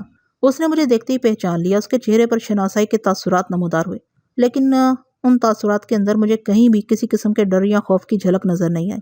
اس نے بڑے ادب سے مجھے سلام کیا، پھر پوچھا، تھانے دار جی، ماسٹر خلیل کے قاتل کا کچھ پتا چلا؟ بالکل پتا چل گیا ہے اور بڑا ٹھیک ٹھاک پتا چلا ہے، میں نے اس کے چہرے پر نگاہ جما کر سرسراتی ہوئی آواز میں جواب دیا۔ میں بس اسے گرفتار کرنے ہی والا ہوں۔ وہ حد درجہ حیرت سے بولا، کون ہے وہ؟ اس کا نام جاننا چاہتے ہو؟ میں نے پوچھا۔ جی، وہ اضطراری لہجے میں بولا۔ ماسٹر خلیل کے قاتل کا نام ہے، میں نے ڈرامائی انداز اختیار کرتے ہوئے بتایا، مقصود عرف سودی، گڈیری فروش۔ وہ ایک ٹک مجھے دیکھتا چلا گیا۔ اس کی سمجھ میں نہیں آ رہا تھا کہ میرے اس انکشاف کے جواب میں وہ کیا کہے۔ یہ انکشاف اتنا فوری اور سنسنی خیز تھا کہ بقول شہی سے اس کی مت ماری گئی تھی۔ چند لمحات کے بعد اس کے حواس بجا ہوئے تو اس نے بے یقینی سے مجھے دیکھتے ہوئے کہا، تھانے دار صاحب، آپ مجھ سے مذاق کیوں کر رہے ہیں؟ کیا ہمارے درمیان مذاق کا کوئی رشتہ ہے؟ نہیں جی، وہ نفی میں سر ہلاتے ہوئے بولا۔ پھر تم نے ایسا سوچ کیسے لیا؟ میں نے اسے آنکھیں دکھائیں، پھر سخت لہجے میں استفسار کیا، تم نے ماسٹر خلیل کو کیوں قتل کیا ہے؟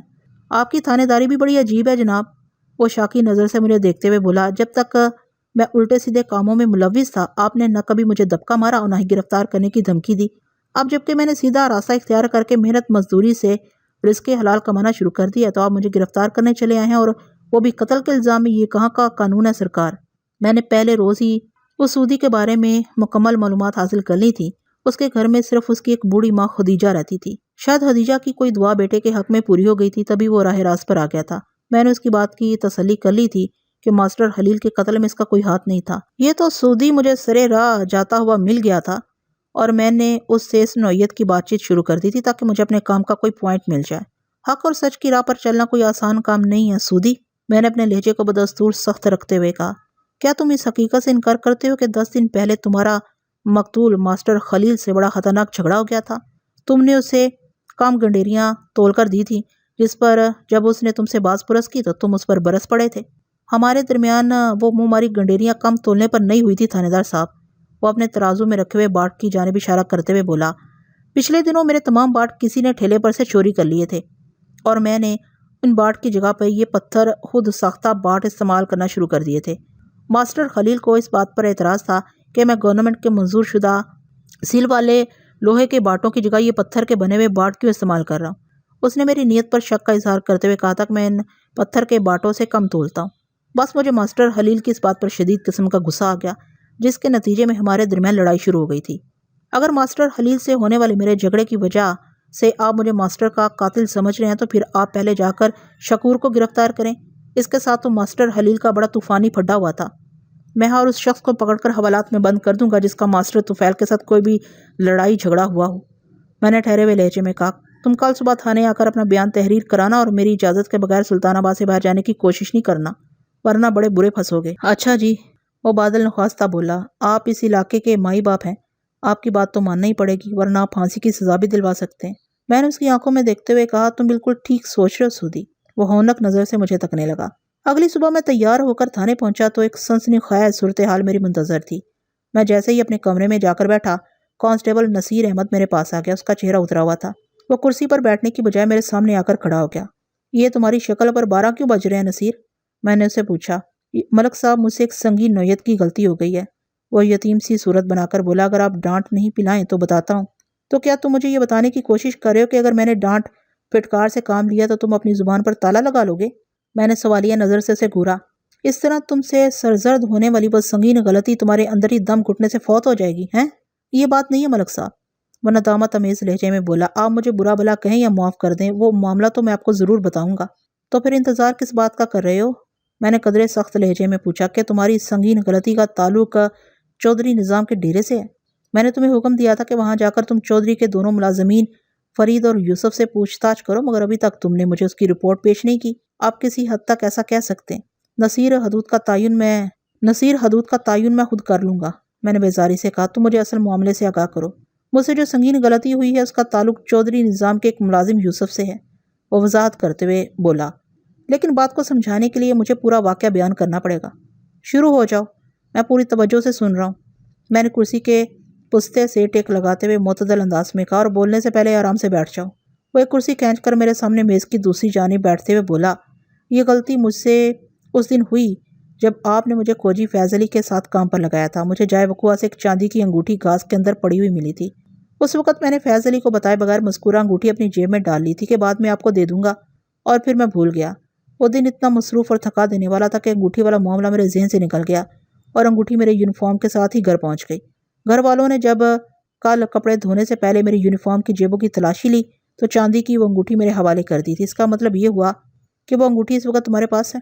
میں نے اس کی آنکھوں میں جھانکتے ہوئے سوال کیا۔ جی ملک صاحب، آپ کا اندازہ بالکل درست ہے، وہ اس بات میں سر ہلاتے ہوئے بولا اور انگوٹھی جیب سے نکال کر میرے ہاتھ میں رکھ دی۔ میں نے گھما پھرا کر اس انگوٹھی کا معائنہ کیا۔ چاندی کی اس انگوٹھی کے اندر 10 سے 12 کیرٹ وزن کا ایک صاف ستھرا سرخ مرجان جڑا ہوا تھا، اور وہ انگوٹھی اپنی بناوٹ اور ساخت کے لحاظ سے بہت جاذب نظر اور خوبصورت تھی۔ میں نے انگوٹھی کو نصیر کی آنکھوں کے سامنے حرکت دیتے ہوئے استفسار کیا، اس انگوٹھی کا چودھری نظام کے ملازم یوسف کے ساتھ کیا کنیکشن ہے؟ ملک صاحب، چاندی کی یہ انگوٹھی یوسف کی ملکیت ہے، وہ اسے مستقل طور پر اپنے دائیں ہاتھ کی ایک انگلی میں پہنے رہتا تھا۔ نصیر نے بتایا، جب سے ماسٹر خلیل کا قتل ہوا ہے یوسف کے ہاتھ سے یہ انگوٹھی غائب ہو گئی ہے۔ باقی آپ تجربہ کار اور سمجھدار پولیس آفیسر ہیں، آگے کی کڑیاں آپ خود جوڑ لیں۔ نصیر، تم مجھے جو کچھ بتا رہے ہو وہ کسی ایٹمی دھماکے سے کم نہیں، میں نے جوش بھری آواز میں کہا۔ کیا تم اس امر کی اچھی طرح تصدیق کر لی ہے کہ یہ انگوٹھی یوسف ہی کی یوسف ہی کی ملکیت ہے؟ یہ کام میں نے رات ہی کر لیا تھا ملک صاحب، وہ بڑے اعتماد سے بولا۔ اپنی تسلی کرنے کے بعد ہی آپ کے پاس آیا ہوں، پھر تو یہ ایکشن کا وقت ہے، میں نے ریڈ الرٹ لہجے میں کہا۔ ڈیرے پر جانے کی تیاری کرو، اور ہاں، کسی کو کانوں کان خبر نہیں ہونا چاہیے کہ ہم کہاں جا رہے ہیں۔ سمجھ گیا ملک صاحب، وہ کرسی چھوڑتے ہوئے بولا۔ میں تانگے کا بندوبست کرنے جا رہا ہوں، آپ تیار ہو جائیں۔ ٹھیک 1 گھنٹے کے بعد ہم چودھری نظام کے ڈیرے پر موجود تھے۔ یوسف اور فرید اس وقت وہیں پر تھے۔ کسی سوال و جواب کے بغیر میں نے پہلی فرصت میں چودھری کے دونوں ملازمین کو آہنی زیورات سے آراستہ کر دیا۔ اس کے بعد میں نے انہیں کانسٹیبل نصیر کی نگرانی میں دے کر پورے ڈیرے کی تلاشی لی۔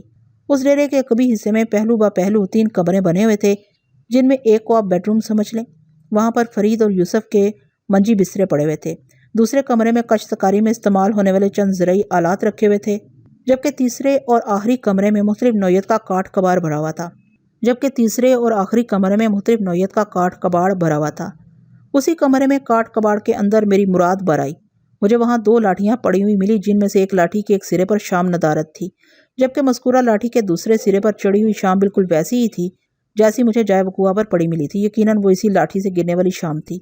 مجھے یہ اندازہ قائم کرنے میں چندہ کوئی مشکل پیش نہیں آئی کہ انہی دونوں لاٹھیوں کی مدد سے ماسٹر خلیل کو موت کے گھاٹ اتارا گیا تھا۔ اعلی قتل کی بازیابی 50% کیس کے حل ہو جانے کی ضمانت سمجھی جاتی ہے۔ جائے وقوع سے ملنے والی یوسف کی مرجان جڑی چاندی کی انگوٹھی نے اس کیس کے حل ہونے کو 75% تک پہنچا دیا تھا، اور آخری 25% کامیابی حاصل کرنے کے لیے میں نے فرید اور یوسف کو گرفتار کر کے تھانے پہنچا دیا۔ پھر انہیں حوالدار سکندر باجوہ کی کسٹڈی میں دیتے ہوئے سنگین لہجے میں کہا، باجوہ صاحب، آپ کے پاس زیادہ سے زیادہ 1 گھنٹے کا وقت ہے۔ اس سے پہلے کہ چودھری نظام کو اپنے بندوں کی گرفتاری کا علم ہو اور وہ یہاں پہنچ جائے، تمہیں ان دونوں کمینوں کی زبان سے اقبال جرم کروانا ہے۔ ان کے خلاف بڑے ٹھوس ثبوت میرے ہاتھ لگ چکے ہیں۔ آپ بے فکر ہو جائیں ملک صاحب، وہ بڑی قاتل مسکراہٹ اپنے ہونٹوں پر سجاتے ہوئے بولا۔ اس کام کے لیے 1 گھنٹہ بہت کافی ہے۔ میں مطمئن ہو کر اپنے کمرے میں آ بیٹھا۔ حوالدار سکندر باجوہ کا شمار انتہائی سخت گیر اور شفاق تفتیشی پولیس آفیسرز میں ہوتا تھا۔ اس کے ذہن میں ایسے ظالمانہ تفتیشی ہتھ کنڈے موجود تھے کہ جن کا استعمال پتھروں کو بھی بولنے پر مجبور کر دیتا تھا۔ صرف 15 منٹ میں ہی فرید اور یوسف ڈھہ گئے۔ باجوہ نے میرے پاس آ کر کہا، ملک صاحب، میں نے مال تیار کر دیا ہے، اب آپ ان کا اقراری بیان قلم بند کر سکتے ہیں۔ وہ دونوں رنگے ہاتھوں، مطلب آلات قتل و غارت گری کے ساتھ میرے ہاتھ لگے تھے۔ اوپر سے سکندر باجوہ کے سلوک نے انہیں کہیں کا نہیں چھوڑا تھا، لہٰذا انہوں نے ماسٹر خلیل کے قتل کا سنگین جرم قبول کر لیا۔ جب تک چودھری نظام تھانے پہنچتا، میں نے فرید اور یوسف کے اقبالی بیان پر ان کے انگوٹھے بھی لگوا لیے تھے اور انہیں حوالات میں بند کر دیا تھا۔ تھوڑی دیر کے بعد چودھری نظام میرے کمرے میں پہنچ گیا۔ وہ خاصا غصے میں دکھائی دیتا تھا۔ کسی دعا سلام اور الیک سلیک کے بغیر اس نے برہمی سے کہا، ملک صاحب، آپ نے میرے ہی بندوں کو پکڑ کر حوالات میں بند کر دیا، یہ آپ کس قسم کی تھانے داری کر رہے ہیں؟ چودھری صاحب، یہ تو آپ کی دلی تمنا تھی کہ ماسٹر خلیل کے قاتل کو قرار واقعی سزا ملے۔ میں نے اس کی آنکھوں میں دیکھتے ہوئے کہا، میں تو آپ کی خواہش کی تکمیل میں مارا مارا پھر رہا ہوں، اور آپ تو سلام دعا سے بھی گئے۔ یہ کیسی بے مروتی ہے چودھری صاحب، وہ فنکار سے مشابہ لہجے میں بولا۔ یہ آپ ٹھیک نہیں کر رہے ہیں، یہ عمل آپ کو مہنگا پڑے گا۔ میں قانون کی عملداری میں مہنگے اور سستے کا روگ نہیں پالتا چودھری صاحب، میں نے بھی تپتی ہوئی آواز میں کہا۔ میرے پاس فرید اور یوسف کے خلاف ٹھوس ثبوت موجود ہیں، اور ان دونوں نے ماسٹر خلیل کو قتل کرنے کا اقرار بھی کر لیا ہے۔ آج کی رات یہ حوالات میں رہیں گے تو یہ بھی بتا دیں گے کہ انہوں نے کس کے ایما پر ماسٹر خلیل کو موت کے گھاٹ اتارا تھا۔ میرے آخری جملے نے جلتی پر پیٹرول کا کام کیا۔ چودھری کے چہرے پر زلزلے کے آثار نمودار ہوئے۔ پھر وہ کسی درندے کے مانند گھرا کر بولا، آج کی رات حوالات میں رہیں گے تب نا۔